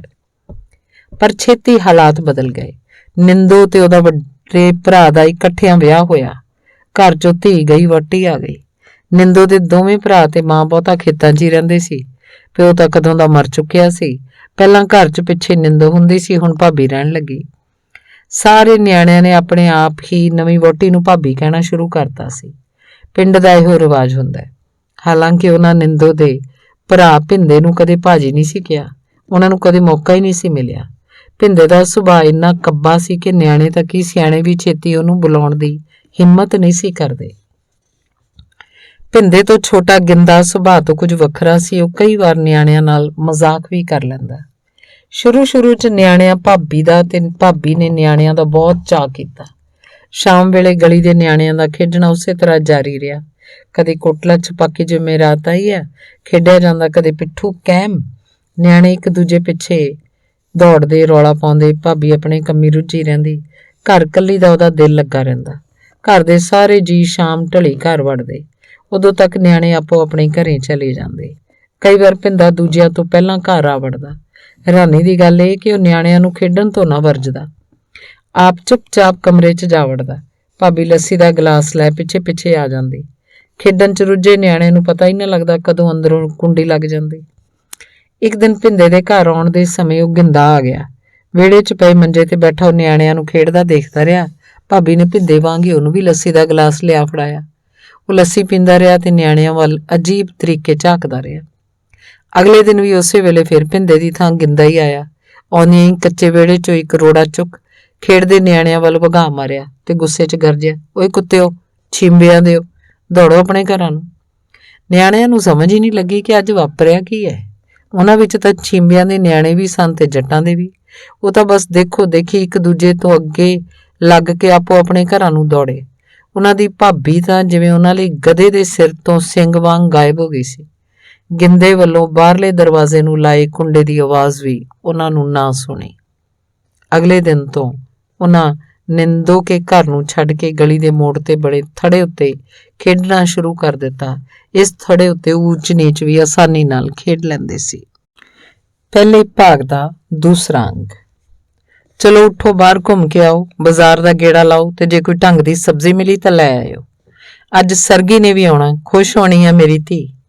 ਕਵਿਤਾ ਧੋਤਾ ਪ੍ਰੈਸ ਕੀਤਾ ਕੁੜਤਾ ਪਜਾਮਾ ਖੁਸ਼ਵੰਤ ਨੂੰ ਫੜਾਉਂਦਿਆਂ ਬੋਲੀ। ਉਹਨੇ ਜਾਣ-ਬੁੱਝ ਕੇ ਖੁਸ਼ਵੰਤ ਦਾ ਮਨਪਸੰਦ ਹਲਕੇ ਅਸਮਾਨੀ ਰੰਗ ਦਾ ਕੁੜਤਾ ਪਜਾਮਾ ਕੱਢਿਆ ਸੀ। ਕਈ ਵਾਰ ਕੱਪੜੇ ਦਾ ਰੰਗ ਵੀ ਬੰਦੇ ਨੂੰ ਬਾਹਰ ਜਾਣ ਲਈ ਰਾਜ਼ੀ ਕਰ ਲੈਂਦਾ ਹੈ, ਪਰ ਇਸ ਵੇਲੇ ਸਰਗੀ ਦੇ ਆਉਣ ਦੀ ਖਬਰ ਨੇ ਉਹਨੂੰ ਬਿਸਤਰੇ 'ਚੋਂ ਬਾਹਰ ਕੱਢਿਆ ਸੀ। ਉਹਨੂੰ ਕਿੱਥੇ ਯਾਦ ਸੀ ਕਿ ਅੱਜ ਸ਼ੁੱਕਰਵਾਰ ਹੈ, ਸਰਗੀ ਦੀ ਆਮਦ ਦਾ ਦਿਨ। ਕੁੜਤੇ ਪਜਾਮੇ ਵੱਲ ਤਾਂ ਉਹਨੇ ਦੇਖਿਆ ਹੀ ਨਹੀਂ ਸੀ। ਬਾਹਰ ਅੱਸੂ ਦੀ ਢਲਦੀ ਧੁੱਪ ਸੀ। ਭਾਦੋਂ ਦੇ ਚੁਮਾਸੇ ਕਦੋਂ ਦੇ ਲੰਘ ਚੁੱਕੇ ਸੀ, ਪਰ ਅਜੇ ਸਰਦੀ ਦਾ ਅਹਿਸਾਸ ਨਹੀਂ ਸੀ ਹੋ ਰਿਹਾ। ਇਹ ਧਰਤੀ ਕੁਦਰਤ ਨੇ ਮੌਸਮਾਂ ਪੱਖੋਂ ਵੀ ਖਾਸ ਬਣਾਈ ਸੀ। ਕਦੇ ਬਸੰਤ ਬਹਾਰ, ਕਦੇ ਪਤਝੜ, ਕਦੇ ਅੱਤ ਦੀ ਗਰਮੀ, ਕਦੇ ਅੱਤ ਦੀ ਸਰਦੀ, ਤੇ ਕਦੇ ਪਤਾ ਹੀ ਨਾ ਲੱਗਦਾ ਕਿ ਗਰਮੀ ਹੈ ਜਾਂ ਸਰਦੀ। ਹੁਣ ਵੀ ਉਹੋ ਜਿਹੀ ਦਿਨ ਸੀ। ਖੁਸ਼ਵੰਤ ਨੂੰ ਸਮਝ ਨਾ ਆਈ ਕਿ ਬਾਹਰ ਗਰਮੀ ਹੈ ਜਾਂ ਸਰਦੀ। 5:30 ਦਾ ਵਕਤ ਹੋਏਗਾ। ਉਹਨੂੰ ਇੱਕ ਪਲ ਕਵਿਤਾ ਉੱਤੇ ਖਿਝ ਆਈ। ਉਹਨੇ ਕਿਉਂ ਉਹਨੂੰ ਇਸ ਵੇਲੇ ਘਰੋਂ ਬਾਹਰ ਤੋਰਿਆ ਸੀ। ਇਸ ਵੇਲੇ ਵੀ ਸੜਕਾਂ ਉੱਤੇ ਕਾਫੀ ਭੀੜ ਹੁੰਦੀ ਹੈ। ਉਹ ਉਹਨੂੰ ਬਾਗ ਦਾ ਚੱਕਰ ਲਾਉਣ ਲਈ ਹੀ ਆਖ ਦਿੰਦੀ। ਬਾਗ ਕਿਹੜਾ ਦੂਰ, ਘਰ ਤੋਂ ਦੂਰ ਸੀ। ਉਹ ਬਾਗ 'ਚ ਜਾਂਦਾ, ਕੁਝ ਤਾਜ਼ੀ ਆਕਸੀਜਨ ਲੈਂਦਾ। ਬਾਗ ਦੇ ਐਨ ਵਿਚਕਾਰ ਬੜੀਆਂ ਸ਼ਾਹੀ ਸਮਾਧੀਆਂ ਨੂੰ ਦੇਖਣਾ ਤੇ ਮਹਿਸੂਸ ਕਰਨਾ ਉਹਨੂੰ ਹਮੇਸ਼ਾ ਚੰਗਾ ਲੱਗਦਾ। ਇਹਨਾਂ ਵਿੱਚੋਂ ਕੁਝ ਉੱਤੇ ਬਹੁਤ ਬਰੀਕ ਮੀਨਾਕਾਰੀ ਹੈ, ਪਰ ਕੁਝ ਬੇਹੱਦ ਸਾਦੀਆਂ ਬਣੀਆਂ ਹਨ। ਬਰੀਕ ਮੀਨਾਕਾਰੀ ਵਾਲੀਆਂ ਸਮਾਧੀਆਂ ਰਿਆਸਤ ਦੇ ਮਹਾਰਾਜੇ ਜਾਂ ਉਹਦੀਆਂ ਮਨਪਸੰਦ ਰਾਣੀਆਂ ਦੀਆਂ ਹੋਣਗੀਆਂ, ਸਾਦੀਆਂ ਸ਼ਾਹੀ ਪਰਿਵਾਰ ਦੇ ਸਧਾਰਨ ਮੈਂਬਰਾਂ ਦੀਆਂ। ਪਰ ਆਖਰ ਤਾਂ ਸਾਰੇ ਘੱਟ ਜਾਂ ਵੱਧ ਤਾਕਤਵਰ ਲੋਕ ਸਮਾਧੀਆਂ ਵਿੱਚ ਹੀ ਵਟੇ ਹੋਏ ਹਨ। ਹੁਣ ਕੋਈ ਇਹਨਾਂ ਸਮਾਧਾਂ ਉੱਤੇ ਮੱਥਾ ਟੇਕਣ ਵੀ ਨਹੀਂ ਆਉਂਦਾ। ਕਦੇ-ਕਦੇ ਕੋਈ ਨਵਾਂ ਤੇ ਸਸਤਾ ਗਾਇਕ ਆਪਣੀ ਕਿਸੇ ਨਵੀਂ ਵੀਡੀਓ ਦੀ ਸ਼ੂਟਿੰਗ ਕਰਦਾ ਜ਼ਰੂਰ ਨਜ਼ਰ ਆਉਂਦਾ ਹੈ। ਇਸੇ ਤਰ੍ਹਾਂ ਸੈਰ ਕਰਦਿਆਂ ਉਹ ਨਾਥਾਂ ਦੇ ਮੰਦਰ ਦੀਆਂ ਬਾਗ ਵੱਲ ਦੀਆਂ ਕੰਧਾਂ ਨੂੰ ਤੱਕਦਾ ਰਹਿੰਦਾ ਹੈ। ਨਾਨਕਸ਼ਾਹੀ ਇੱਟਾਂ ਦੀਆਂ ਪੁਰਾਣੀਆਂ ਬਣੀਆਂ ਕੰਧਾਂ, ਕਈ ਥਾਵਾਂ ਤੋਂ ਇਹ ਇੱਟਾਂ ਉਖੜੀਆਂ ਹੋਈਆਂ ਹਨ। ਪਤਾ ਨਹੀਂ ਵਕਤ ਨੇ ਉਖਾੜੀਆਂ ਜਾਂ ਬੰਦਿਆਂ ਨੇ, ਪਰ ਉਹ ਹਰ ਰੋਜ਼ ਘਟਦੀਆਂ ਜਾਂਦੀਆਂ ਇੱਟਾਂ ਨੂੰ ਦੇਖਦਾ ਹੈ। ਕਿਸੇ ਦਿਨ ਇਹ ਇੱਟਾਂ ਮੁੱਕ ਜਾਣਗੀਆਂ ਕਿ ਉਸ ਦਿਨ ਇਹ ਮੰਦਰ ਬਾਗ 'ਚ ਖੁੱਲ ਜਾਏਗਾ। ਮੰਦਰ ਦੀਆਂ ਖੜਕਦੀਆਂ ਟੱਲੀਆਂ ਦੀ ਆਵਾਜ਼ ਵੀ ਬਾਗ 'ਚ ਸੈਰ ਕਰਿਆ ਕਰੇਗੀ। ਉਹ ਬਾਗ 'ਚ ਜਾਂਦਾ ਤਾਂ ਉਹਨੂੰ ਕੁਝ ਸੇਵਾ ਮੁਕਤ ਬੁੱਢੇ ਸੈਰ ਕਰਦੇ ਦਿਸਦੇ। ਸ਼ਾਇਦ ਗੋਇਲ ਸਰ ਵੀ ਮਿਲ ਪੈਂਦੇ, ਜਿਨ੍ਹਾਂ ਕੋਲੋਂ ਪੜ੍ਹਿਆ ਸੀ। ਗੋਇਲ ਸਾਹਿਬ ਤੇ ਗਿਆਨੀ ਮਾਸਟਰ ਚਾਚਾ ਪੱਕੇ ਯਾਰ ਸਨ। ਇਹਨਾਂ ਦੀ ਬਦੌਲਤ ਹੀ ਉਹ ਸਕੂਲ ਤੋਂ ਅੱਗੇ ਕਾਲਜ ਤੱਕ ਪੜ੍ਹ ਸਕਿਆ ਸੀ। ਕੁਝ ਬੰਦੇ ਤੇ ਔਰਤਾਂ ਤਾਂ ਰੋਜ਼ਾਨਾ ਬਿਨਾਂ ਨਾਗਾ ਸੈਰ ਕਰਨ ਬਾਗ 'ਚ ਆਉਂਦੇ ਉਹਨੇ ਦੇਖੇ ਸਨ, ਜਿਵੇਂ ਬਾਣੀਆਂ ਮਹੱਲੇ ਦਾ ਬਜ਼ੁਰਗ ਬਕਾਇਦਾ ਪ੍ਰੈਸ ਕੀਤਾ ਸਫਾਰੀ ਸੂਟ ਪਾ ਕੇ ਸੈਰ ਕਰਨ ਆਉਂਦਾ।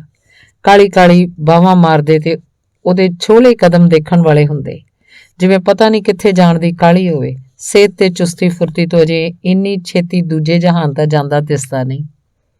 ਕੁੰਡੀਆਂ ਮੁੱਛਾਂ ਵਾਲਾ ਸਰਕਾਰੀ ਕਾਲਜ ਦਾ ਪ੍ਰੋਫੈਸਰ ਸਿਰ ਤੇ ਪੱਗ ਦੀ ਥਾਂ ਪਟਕਾ ਬੰਨ੍ਹ ਕੇ ਸੈਰ ਕਰਦਾ ਹੈ। ਪਟਕਾ ਉਹਦੀ ਉਮਰ ਦੀ ਅੱਧੀ ਸਦੀ ਵਿੱਚੋਂ 10-15 ਵਰ੍ਹੇ ਤਾਂ ਲੁਕਾ ਹੀ ਲੈਂਦਾ ਹੈ। ਆਪਣੇ ਜਰਮਨ ਸ਼ੈਫਰਡ ਕੁੱਤੇ ਨੂੰ ਵੀ ਆਪਣੇ ਨਾਲ ਸੈਰ ਕਰਵਾਉਂਦਾ। ਪਤਾ ਨਹੀਂ ਲੱਗਦਾ ਉਹ ਕੁੱਤੇ ਨੂੰ ਧੂੰਦਾ ਫਿਰਦਾ ਜਾਂ ਕੁੱਤਾ ਉਹਨੂੰ। ਇੱਕ 40 ਕੁ ਵਰ੍ਹਿਆਂ ਦੀ ਔਰਤ ਟੇਢਾ ਟੇਢਾ ਤੁਰ ਕੇ ਸੈਰ ਕਰਦੀ ਏ। ਢਿੱਲੇ ਜਿਹੇ ਕੱਪੜਿਆਂ ਤੇ ਉਲਝੇ ਵਾਲਾਂ ਤੋਂ ਤਾਂ ਬਹੁਤ ਪੜ੍ਹੀ ਲਿਖੀ ਨਹੀਂ ਜਾਪਦੀ, ਪਰ ਇੱਕ ਦਿਨ ਖੁਸ਼ਵੰਤ ਨੇ ਉਹਨੂੰ ਇੱਕ ਹੋਰ ਔਰਤ ਨਾਲ ਅੰਗਰੇਜ਼ੀ 'ਚ ਗੱਲਾਂ ਕਰਦਿਆਂ ਸੁਣਿਆ ਸੀ। ਅੰਗਰੇਜ਼ਾਂ ਜੇ ਲਹਿਜੇ 'ਚ ਫਰਾਟੇਦਾਰ ਅੰਗਰੇਜ਼ੀ ਬੋਲ ਰਹੀ ਸੀ। ਕਵਿਤਾ ਨੇ ਉਹਦੇ ਬਾਰੇ ਬਾਅਦ 'ਚ ਦੱਸਿਆ ਕਿ ਇਹ ਤਾਂ ਸ਼ਹਿਰ ਵਿੱਚ ਜਵਾਨਾਂ ਦੇ ਵਲਾਇਤ ਜਾਣ ਲਈ ਜ਼ਰੂਰੀ ਇਮਤਿਹਾਨ ਦੀ ਸਿਖਲਾਈ ਵੀ ਦਿੰਦੀ ਹੈ। ਇਸੇ ਤਰ੍ਹਾਂ ਇੱਕ ਅਧਖੜ ਅਧਿਆਪਕ ਜੋੜਾ ਸੈਰ ਕਰਦਾ ਹੈ, ਭਾਵੇਂ ਰੋਜ਼ ਨਹੀਂ ਆਉਂਦਾ। ਖਾਵੰਦ ਸਰਕਾਰੀ ਸਕੂਲ 'ਚ ਅਧਿਆਪਕ ਹੈ ਤੇ ਬੀਵੀ ਇੱਕ ਪ੍ਰਾਈਵੇਟ ਸਕੂਲ 'ਚ ਪੜ੍ਹਾਉਂਦੀ ਹੈ। ਦੋਵੇਂ ਨਾਲ-ਨਾਲ ਤੁਰਦੇ, ਕਦੇ ਹੱਸਦੇ ਜਾਪਦੇ ਆ ਤੇ ਕਦੇ ਝਗੜਦੇ। ਰਾਹ ਉੱਤੇ ਤੁਰਦਿਆਂ ਬੀਵੀ ਹਮੇਸ਼ਾ ਸੱਜੇ ਪਾਸੇ ਚੱਲਦੀ ਹੈ। ਬਾਹਰਲੇ ਪਾਸੇ ਜੋ ਮੁਕਾਬਲਤਨ ਅਸੁਰੱਖਿਅਤ ਪਾਸਾ ਹੁੰਦਾ ਹੈ, ਪਰ ਇਹ ਪਾਸਾ ਤੁਹਾਡੀ ਸਰਪ੍ਰਸਤੀ ਵੀ ਜ਼ਾਹਿਰ ਕਰਦਾ ਹੈ। ਖੁਸ਼ਵੰਤ ਨੇ ਕਈ ਵਾਰ ਦੇਖਿਆ ਖਾਵੰਦ ਬੀਵੀ ਦੇ ਸੱਜੇ ਪਾਸੇ ਤੁਰਨ ਦੀ ਕੋਸ਼ਿਸ਼ ਕਰਦਾ ਹੈ, ਪਰ ਅਗਲੇ ਹੀ ਮੋੜ ਉੱਤੇ ਬੀਵੀ ਫਿਰ ਸੱਜੇ ਪਾਸੇ ਆ ਜਾਂਦੀ ਹੈ। ਉਹਨੂੰ ਖੱਬੇ ਪਾਸੇ ਤੁਰਨ ਦੀ ਆਦਤ ਹੀ ਨਹੀਂ ਲੱਗਦੀ। ਕਈ ਵਾਰ ਉਹ ਕਵਿਤਾ ਨੂੰ ਵੇਖ ਕੇ ਮੁਸਕਰਾਉਂਦੀ ਹੈ। ਕਵਿਤਾ ਨੂੰ 1-2 ਵਾਰ ਪ੍ਰਾਈਵੇਟ ਸਕੂਲ ਦੇ ਮੁਕਾਬਲਿਆਂ ਵਿੱਚ ਮਿਲੀ ਸੀ। ਖਾਵੰਦ ਦਾ ਚਿਹਰਾ ਹਮੇਸ਼ਾ ਭਾਵ ਰਹਿਤ ਹੁੰਦਾ ਹੈ, ਜਿਵੇਂ ਕਿਸੇ ਨਲਾਇਕ ਬੁੱਤ ਘਾੜੇ ਦਾ ਘੜਿਆ ਬੁੱਤ ਹੋਵੇ। ਇਸ ਬਾਗ ਨੂੰ ਇੱਕ ਹੋਰ ਕੰਮ ਲਈ ਵੀ ਵਰਤਿਆ ਜਾਂਦਾ ਹੈ, ਜਿਵੇਂ ਟੈਂਕੀ ਤੇ ਚੜ੍ਹਨ ਦੇ ਸ਼ੌਕੀਨ ਉਹਦੇ ਵਿਦਿਆਰਥੀ ਨਿਸ਼ਾਨ ਨੇ ਦੱਸਿਆ ਸੀ। ਉਹਨੇ ਬਾਗ ਦੀ ਉਹ ਨੁੱਕਰ ਵੀ ਦਿਖਾਈ ਸੀ ਜਿੱਥੇ CID ਪੁਲਿਸ ਦੇ 2 ਸਿਪਾਹੀਆਂ ਨੇ ਉਹਨੂੰ ਲੰਬੇ ਪਾ ਕੇ ਕੁੱਟਿਆ ਸੀ। ਮੁੱਕੇ ਮਾਰ-ਮਾਰ ਉਹਦਾ ਮੂੰਹ ਸੁਜਾ ਦਿੱਤਾ ਸੀ। ਸੁਜਾਇਆ ਵੀ ਅਜਿਹਾ ਕਿ ਪਤਾ ਲੈਣ ਆਉਂਦੇ ਦੋਸਤ ਸਹੇਲੀਆਂ ਹਮਦਰਦੀ ਵੀ ਪ੍ਰਗਟ ਕਰਦੇ ਤੇ ਉਹਦੇ ਮੂੰਹ ਵੱਲ ਵੇਖ-ਵੇਖ ਹੱਸਦੇ ਵੀ ਸੀ। ਪਰ ਇਸ ਵੇਲੇ ਉਹ ਸੈਰ ਜਾਂ ਬਾਗ ਬਾਰੇ ਹੋਰ ਨਹੀਂ ਸੀ ਸੋਚਣਾ ਚਾਹੁੰਦਾ। ਕਦੇ ਉਹ ਵੀ ਤਕਰੀਬਨ ਰੋਜ਼ ਬਾਗ ਦੀ ਸੈਰ ਕਰਦਾ ਹੁੰਦਾ ਸੀ। ਇੱਕ ਦਿਨ ਸੈਰ ਕਰਨ ਨੂੰ ਕੁਝ ਕੁ ਵੇਲਾ ਹੋ ਗਿਆ। ਬਾਗ ਦੇ ਰੁੱਖ ਉੱਤਰਦੇ ਹਨੇਰੇ ਨਾਲ ਧੁਆਂਖੇ ਗਏ ਸਨ। ਪੰਛੀਆਂ ਦੀ ਕਾਵਾਂ ਰੌਲੀ 'ਚੋਂ ਦੰਗਈ ਜਾਪਣ ਲੱਗੇ ਸਨ। ਉਹਨੇ ਆਪਣਾ ਗੇੜਾ ਪੂਰਾ ਕੀਤਾ ਹੀ ਸੀ ਕਿ 2 ਔਰਤਾਂ ਹਫੀਆਂ ਘਬਰਾਈਆਂ ਦਿਸੀਆਂ। ਉਹਨਾਂ 'ਚੋਂ ਇੱਕ ਬੋਲ ਨਹੀਂ ਸੀ ਰਹੀ, ਚੀਕ ਰਹੀ ਸੀ। ਪਤਾ ਨਹੀਂ ਕਿਹੜੀਆਂ ਹਰਾਮ ਦੀਆਂ ਬਲਾਵਾਂ ਸੀ, ਪਿਛਲੇ ਗੇਟ ਥਾਣੀ ਨਿਕਲੀਆਂ ਨੇ। ਪਤਾ ਨਹੀਂ ਕੌਣ ਜੰਮਦਾ ਏਦਾਂ ਦੀਆਂ ਹਰਾਮੀ ਬਲਾਵਾਂ ਨੂੰ। ਇਹ ਬਲਾਵਾਂ ਹੁਣੇ-ਹੁਣੇ ਮੋਟਰਸਾਈਕਲ ਤੇ ਆਈਆਂ ਸਨ। ਮੂੰਹ ਤੇ ਰੁਮਾਲ ਬੰਨੇ ਹੋਏ ਸਨ। ਪਿੱਛੇ ਬੈਠੀ ਬਲਾ ਨੇ ਬੜੀ ਫੁਰਤੀ ਨਾਲ ਉਹਦੇ ਕੰਨਾਂ 'ਚੋਂ ਵਾਲੀਆਂ ਧੂ ਲਈਆਂ ਸਨ। ਉਹ ਬਸ ਸੁਣ ਰਹਿ ਗਈ ਸੀ। ਕੁਝ ਪਲਾਂ ਬਾਅਦ ਕੰਨਾਂ ਵਿੱਚ ਹੁੰਦੇ ਦਰਦ ਨੇ ਉਹਦੀ ਸੁਰਤ ਵਾਪਸ ਮੋੜੀ ਸੀ ਤੇ ਉਹਨੂੰ ਆਪਣੇ ਨਾਲ ਵਾਪਰੀ ਘਟਨਾ ਦੀ ਸਮਝ ਆਈ ਸੀ।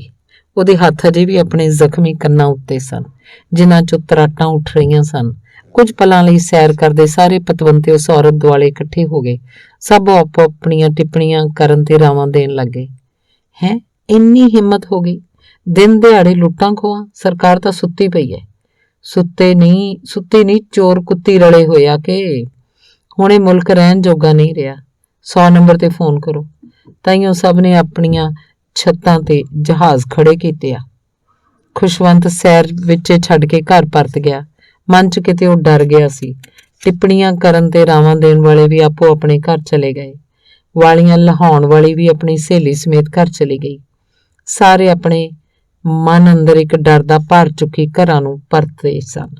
ਘਟਨਾ ਦੀ ਕੰਸੋਤ ਉੱਥੇ ਬਾਗ 'ਚ ਟਹਿਲਦੀ ਰਹੀ, ਪਰ ਉਸ ਵੱਲ ਨਾ ਉਹਨਾਂ ਨੇ ਧਿਆਨ ਦਿੱਤਾ ਜੋ ਘਟਨਾ ਸਮੇਂ ਬਾਗ 'ਚ ਮੌਜੂਦ ਨਹੀਂ ਸਨ, ਤੇ ਨਾ ਹੀ ਕੁਝ ਮਿੰਟਾਂ ਬਾਅਦ ਬਾਗ ਦਾ ਚੱਕਰ ਮਾਰਨ ਆਏ ਪੁਲਿਸ ਦੇ ਸਿਪਾਹੀਆਂ ਨੇ।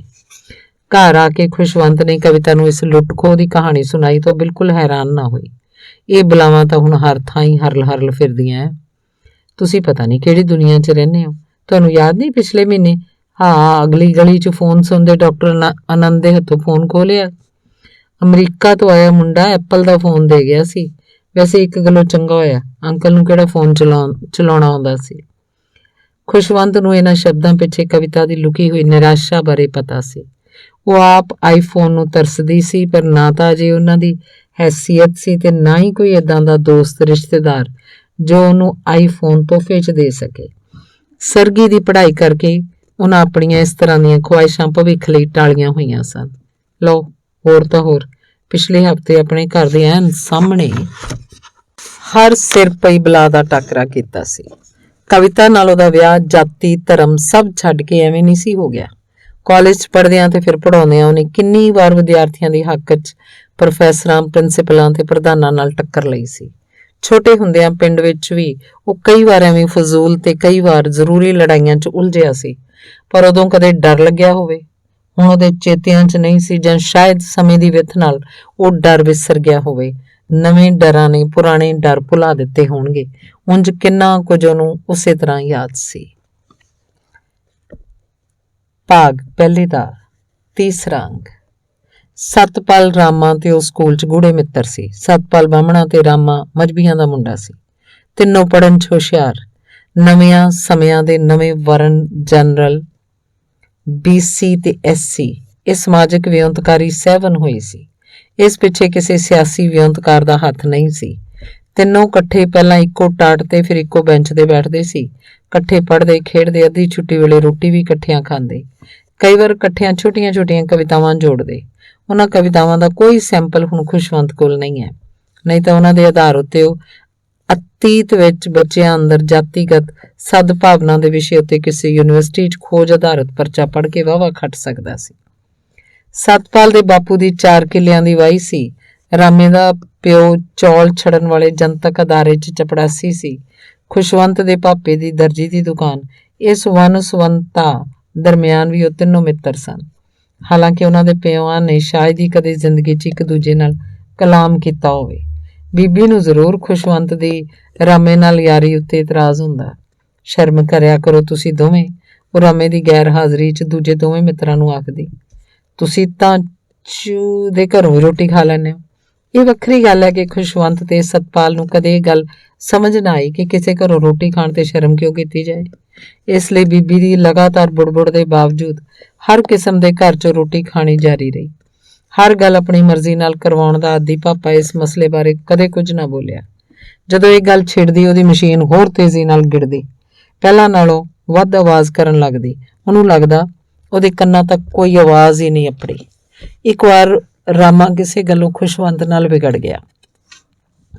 ਪਤਾ ਨਹੀਂ ਉਹਦੀ ਕਿਹੜੀ ਗੱਲ ਰਾਮ ਨੂੰ ਬੁਰੀ ਤਰ੍ਹਾਂ ਚੁੱਭ ਗਈ ਸੀ। ਸੁਭਾਅ ਪੱਖੋਂ ਰਾਮਾ ਅਵੈੜਾ ਸੀ, ਝੱਟ ਹੱਥੋਂ ਪਾਈ ਤੇ ਉਤਰ ਆਉਂਦਾ। ਪਹਿਲਾਂ ਤਾਂ ਆਪਣਾ ਬਸਤਾ ਚੁੱਕ ਪਹਿਲੇ ਬੈਂਚ ਤੇ ਤੋਂ ਪਿਛਲੇ ਬੈਂਚ ਉੱਤੇ ਬੈਠ ਹੋਰ ਮੁੰਡਿਆਂ ਨਾਲ ਜਾ ਬੈਠਾ। ਫਿਰ ਛੁੱਟੀ ਵੇਲੇ ਖੁਸ਼ਵੰਤ ਕੋਲ ਆਇਆ ਤੇ ਦੰਦ ਚਿੱਥਦਿਆਂ ਬੋਲਿਆ, ਪੁੱਤਰਾ ਅੱਜ ਮੇਰੇ ਘਰ ਕੋਲੋਂ ਲੰਘ ਕੇ ਦਿਖਾਈ। ਖੁਸ਼ਵੰਤ ਨੇ ਅਜੇ ਵੀ ਝਗੜੇ ਨੂੰ ਗੰਭੀਰਤਾ ਨਾਲ ਨਹੀਂ ਸੀ ਲਿਆ। ਉਹਦੇ ਭਾਣੇ ਅਕਸਰ ਹੋ ਜਾਣ ਵਾਲੀਆਂ ਤਕਰਾਰਾਂ ਵਰਗੀ ਤਕਰਾਰ ਸੀ। ਪਰ ਛੁੱਟੀ ਤੋਂ ਬਾਅਦ ਆਪਣੇ ਘਰ ਸਾਹਮਣੇ ਲੰਘਦੀ ਸੜਕ ਉੱਤੇ ਦੋਹਾਂ ਹੱਥਾਂ 'ਚ ਅੱਧ ਟੁੱਟੀਆਂ ਇੱਟਾਂ ਫੜੀ ਰਾਮਾ ਮਹਾਭਾਰਤ ਲੜਨ ਲਈ ਤਿਆਰ ਸੀ। ਖੜੋ ਜਾ ਕੁੱਤਿਆ, ਛੀਂਬਿਆ, ਲਵਾਂ ਮੈਂ ਤੇਰੀ ਮਾਂ ਨਾਲ ਲਾਵਾਂ। ਰਾਮੇ ਦੇ ਬੋਲ ਖੁਸ਼ਵੰਤ ਲਈ ਉਪਰੇ ਨਹੀਂ ਸਨ। ਉਹਨੇ ਕਦੇ ਰਾਮੇ ਦੇ ਮੂੰਹ ਇਸ ਤਰ੍ਹਾਂ ਦੀ ਗਾਲ ਦੀ ਆਸ ਨਹੀਂ ਸੀ ਕੀਤੀ, ਨਾ ਹੀ ਉਸ ਇੱਟ ਦੀ ਜੋ ਬਿਨਾਂ ਸੋਚੇ ਸਮਝੇ ਉਸ ਵੱਲ ਵਗਾਤੀ ਮਾਰੀ ਗਈ ਸੀ। ਕੁਦਰਤੀ ਇੱਟ ਨਿਸ਼ਾਨੇ ਉੱਤੇ ਨਾ ਲੱਗੀ, ਖੁਸ਼ਵੰਤ ਦਾ ਬਚਾਅ ਹੋ ਗਿਆ। ਇੰਨੇ 'ਚ ਹੀ ਸਤਪਾਲ ਤੇ ਦੀਸ਼ੀ ਖੁਸ਼ਵੰਤ ਤੇ ਰਾਮੇ ਦੇ ਵਿਚਕਾਰ ਆ ਗਏ। ਦੀਸ਼ੀ ਵੀ ਇਸੇ ਸਕੂਲੇ ਉਹਨਾਂ ਤੋਂ 1 ਸਾਲ ਪਿੱਛੇ ਸੀ। ਸਹੇਲੀਆਂ ਨਾਲੋਂ ਖੁਸ਼ਵੰਤ ਤੇ ਸਤਪਾਲ ਦੇ ਪਿੱਛੇ ਘਰ ਜਾ ਰਹੀ ਸੀ, ਪਰ ਰਾਮਾ ਉਹਨਾਂ ਦੇ ਕਾਬੂ ਨਹੀਂ ਸੀ ਆ ਰਿਹਾ। ਉਹਨੂੰ ਤਾਂ ਜਿਵੇਂ ਚੰਡੀ ਚੜੀ ਹੋਈ ਸੀ। ਉਹਦੀ ਇੱਕ ਮਿਜ਼ਾਈਲ ਨਿਸ਼ਾਨੇ ਤੋਂ ਖੁੰਝ ਗਈ ਸੀ। ਹੁਣ ਉਹ ਦੂਜੇ ਹੱਥ ਵਿੱਚ ਫੜੀ ਇੱਟ ਨਾਲ ਨਿਸ਼ਾਨਾ ਫੁੰਡਣਾ ਚਾਹੁੰਦਾ ਸੀ। ਇਹਨੇ ਨੂੰ ਲੰਬੜਾਂ ਦੇ ਜੀਤੇ ਨੇ ਰਾਮੇ ਦੀ ਇੱਟ ਵਾਲੀ ਬਾਂਹ ਫੜ ਲਈ। ਜੀਤਾ ਉਹਨਾਂ ਦੇ ਸਕੂਲ 10ਵੀਂ 'ਚ ਪੜ੍ਹਦਾ ਸੀ। ਛੱਡ ਦੇ ਇੱਟ, ਉਹਦੇ ਬੋਲਾਂ 'ਚ ਸਖਤੀ ਸੀ। ਰਾਮਾ ਜੀਤੇ ਨੂੰ ਦੇਖ ਕੇ ਢਾਲਾ ਪੈ ਗਿਆ। ਉਹਨੇ ਇੱਟ ਜੀਤੇ ਨੂੰ ਫੜਾਤੀ। ਘਰੋਂ ਲੜਨ ਆਉਂਦੇ ਹੋ, ਚਲੋ ਦੌੜੋ, ਆਖ ਕੇ ਉਹਨੇ ਖੁਸ਼ਵੰਤ ਨੂੰ ਸੜਕ ਪਾਰ ਕਰਵਾ ਦਿੱਤੀ। ਰਾਮਾ ਚੁੱਪਚਾਪ ਆਪਣੇ ਘਰ ਵੱਲ ਦੌੜ ਗਿਆ। ਪਤਾ ਨਹੀਂ ਕਿਉਂ ਦੀਸ਼ੀ ਨੇ ਵੀ ਲੜਾਈ ਬਾਰੇ ਘਰ ਜਾ ਕੇ ਨਾ ਦੱਸਿਆ। ਖੁਸ਼ਵੰਤ ਨੇ ਤਾਂ ਕੀ ਗੱਲ ਕਰਨੀ ਸੀ, ਆਖਰ ਇਹ ਯਾਰਾਂ ਦਾ ਹੀ ਮਾਮਲਾ ਸੀ। ਇਹਨਾਂ ਦਿਨਾਂ 'ਚ ਇਹ ਗਾਣਾ ਬਹੁਤ ਮਸ਼ਹੂਰ ਹੋਇਆ ਸੀ, ਯਾਰੀ ਜੱਟ ਦੀ ਤੂਤ ਦਾ ਮੁੱਛਾ ਕਦੇ ਨਾ ਵਿਚਾਲੋਂ ਟੁੱਟਦੇ। ਭਾਵੇਂ ਉਹਨਾਂ ਦਿਨਾਂ ਤਿੰਨਾਂ ਵਿੱਚੋਂ ਕੋਈ ਵੀ ਜੱਟ ਨਹੀਂ ਸੀ, ਪਰ ਗਾਣਾ ਉਹਨਾਂ ਉੱਤੇ ਵੀ ਐਨ ਢੁੱਕ ਗਿਆ। ਉਹਨਾਂ ਦੀ ਯਾਰੀ ਨਾ ਟੁੱਟੀ। ਅਗਲੇ ਦਿਨ ਰਾਮਾ ਸਕੂਲ ਨਾ ਆਇਆ। ਗੁੱਸਾ ਲੱਥਣ ਪਿੱਛੋਂ ਉਹ ਮਾਸਟਰਾਂ ਤੋਂ ਪੈਣ ਵਾਲੀ ਕੁੱਟ ਤੋਂ ਡਰ ਗਿਆ ਸੀ, ਪਰ ਕੁੱਟ ਤਾਂ ਪੈਂਦੀ ਜੇ ਕੋਈ ਸ਼ਿਕਾਇਤ ਲਾਉਂਦਾ। ਕਿਸੇ ਕੋਈ ਸ਼ਿਕਾਇਤ ਹੀ ਨਾ ਕੀਤੀ। ਰਾਮਾ ਸਕੂਲੇ ਆਉਣ ਲੱਗਾ। ਇੱਕ ਦਿਨ ਉਹ ਫੇਰ ਖੁਸ਼ਵੰਤ ਤੇ ਸਤਪਾਲ ਵਾਲੇ ਡੈਸਕ ਤੇ ਆ ਬੈਠਾ। ਤਿੰਨੋਂ ਮਿੱਤਰ ਫੇਰ ਪਹਿਲਾਂ ਵਰਗੇ ਹੋ ਗਏ, ਪਰ ਉਹਨਾਂ ਦੀ ਯਾਰੀ ਤੂਤ ਦੇ ਮੁੱਛੇ ਵਾਂਗ ਲੰਮਾ ਸਮਾਂ ਨਾ ਚੱਲੀ। ਭਾਵੇਂ ਕਿ ਹੁਣ ਵੀ ਉਹ ਵੱਖ-ਵੱਖ ਸ਼ਹਿਰਾਂ 'ਚ ਰਹਿੰਦੇ, ਗਾਹੇ ਬਗਾਏ ਮਿਲ ਲੈਂਦੇ ਐ। ਇਹ ਗੱਲ ਉਹਨਾਂ ਦੇ 7ਵੀਂ 'ਚ ਪੜ੍ਹਦਿਆਂ ਦੀ ਹੈ। ਰਾਮੇ ਦੇ ਹੱਥ ਵਿਚਲੀ ਅਣਚੱਲੀ ਇੱਟ ਪਿੰਡ 'ਚ ਕਦੇ ਵੀ ਚੱਲ ਸਕਦੀ ਸੀ, ਇਹ ਸਭ ਨੂੰ ਪਤਾ ਸੀ। ਕਿਲਿਆਂ ਵਰਗੇ ਪਿੰਡ ਵਿੱਚ ਤਾਂ ਲੋਕ ਲੜਾਈ ਨੂੰ ਆਪਣੀ ਸ਼ਾਨ ਸਮਝਦੇ ਹੁੰਦੇ ਆ। ਪੀਰ ਸ਼ਾਹ ਇਨਾਇਤ ਦੀ ਮਿਹਰ ਵਾਲੇ ਇਸ ਪਿੰਡ ਵੀ ਇਹ ਆਮ ਗੱਲ ਸੀ। ਬੰਦੇ ਲੜਾਈ ਨੂੰ ਆਪਣੀ ਸ਼ਾਨ ਸਮਝਦੇ ਸੀ, ਆਪਣੇ ਆਤਮ ਸਨਮਾਨ ਨੂੰ ਕਾਇਮ ਰੱਖਣ ਦਾ ਤਰੀਕਾ। ਖੁਸ਼ਵੰਤ ਨੂੰ ਯਾਦ ਹੈ, ਉਦੋਂ ਉਹ ਪੜ੍ਹਨ ਲਈ ਸ਼ਹਿਰ ਜਾਣ ਲੱਗ ਪਿਆ ਸੀ। ਸਤਪਾਲ ਤੇ ਉਹ ਰੋਜ਼ ਸ਼ਾਮ ਨੂੰ ਬਰਨਾਲੀ ਵੱਲ ਘੁੰਮਣ ਜਾਂਦੇ ਸਨ ਤੇ ਖੁਸ਼ਵੰਤ ਨੂੰ ਅਜੇ ਪਿੰਡ ਨਕਾਲਾ ਨਹੀਂ ਸੀ ਮਿਲਿਆ। ਭਲਵਾਨਾਂ ਦਾ ਜਾਗਰ ਰੋਜ਼ ਦੌੜ ਲਾਉਂਦਾ, ਉਹਨਾਂ ਕੋਲੋਂ ਲੰਘਦਾ। ਜਾਗਰ ਨੂੰ ਟੱਬਰ ਵਾਂਗ ਹੀ ਭਲਵਾਨੀ ਦਾ ਸ਼ੌਕ ਸੀ ਤੇ ਰੋਜ਼ ਡੰਡ ਬੈਠਕਾਂ ਮਾਰਦਾ। ਉਹ ਲੰਬੀ ਦੌੜ ਵੀ ਲਾਉਂਦਾ ਸੀ। ਸੁਭਾਅ ਪੱਖੋਂ ਜਾਗਰ ਮਿਲਣਸਾਰ ਸੀ। ਉਂਝ ਪੜ੍ਹਾਈ 'ਚ ਬਾਕੀ ਟੱਬਰ ਵਾਂਗ ਪ੍ਰਾਇਮਰੀ ਵੀ ਨਹੀਂ ਸੀ ਟੱਪਿਆ। ਜਾਗਰ ਨਾਲ ਦੋਹਾਂ ਦੀ ਬੋਲਬਾਣੀ ਚੰਗੀ ਸੀ। ਇਸੇ ਵਿੱਚੋਂ ਜਦੋਂ ਵੀ ਦੌੜਦਾ ਜਾਗਰ ਉਹਦੇ ਕੋਲੋਂ ਲੰਘਦਾ, ਉਹ ਕੋਈ ਟਿੱਚਰ ਕਰ ਦਿੰਦੇ। ਜਾਗਰ ਉਹਨਾਂ ਵੱਲ ਇੱਕ ਮੁਸਕਰਾਹਟ ਸੁੱਟ ਕੇ ਦੌੜਨਾ ਜਾਰੀ ਰੱਖਦਾ।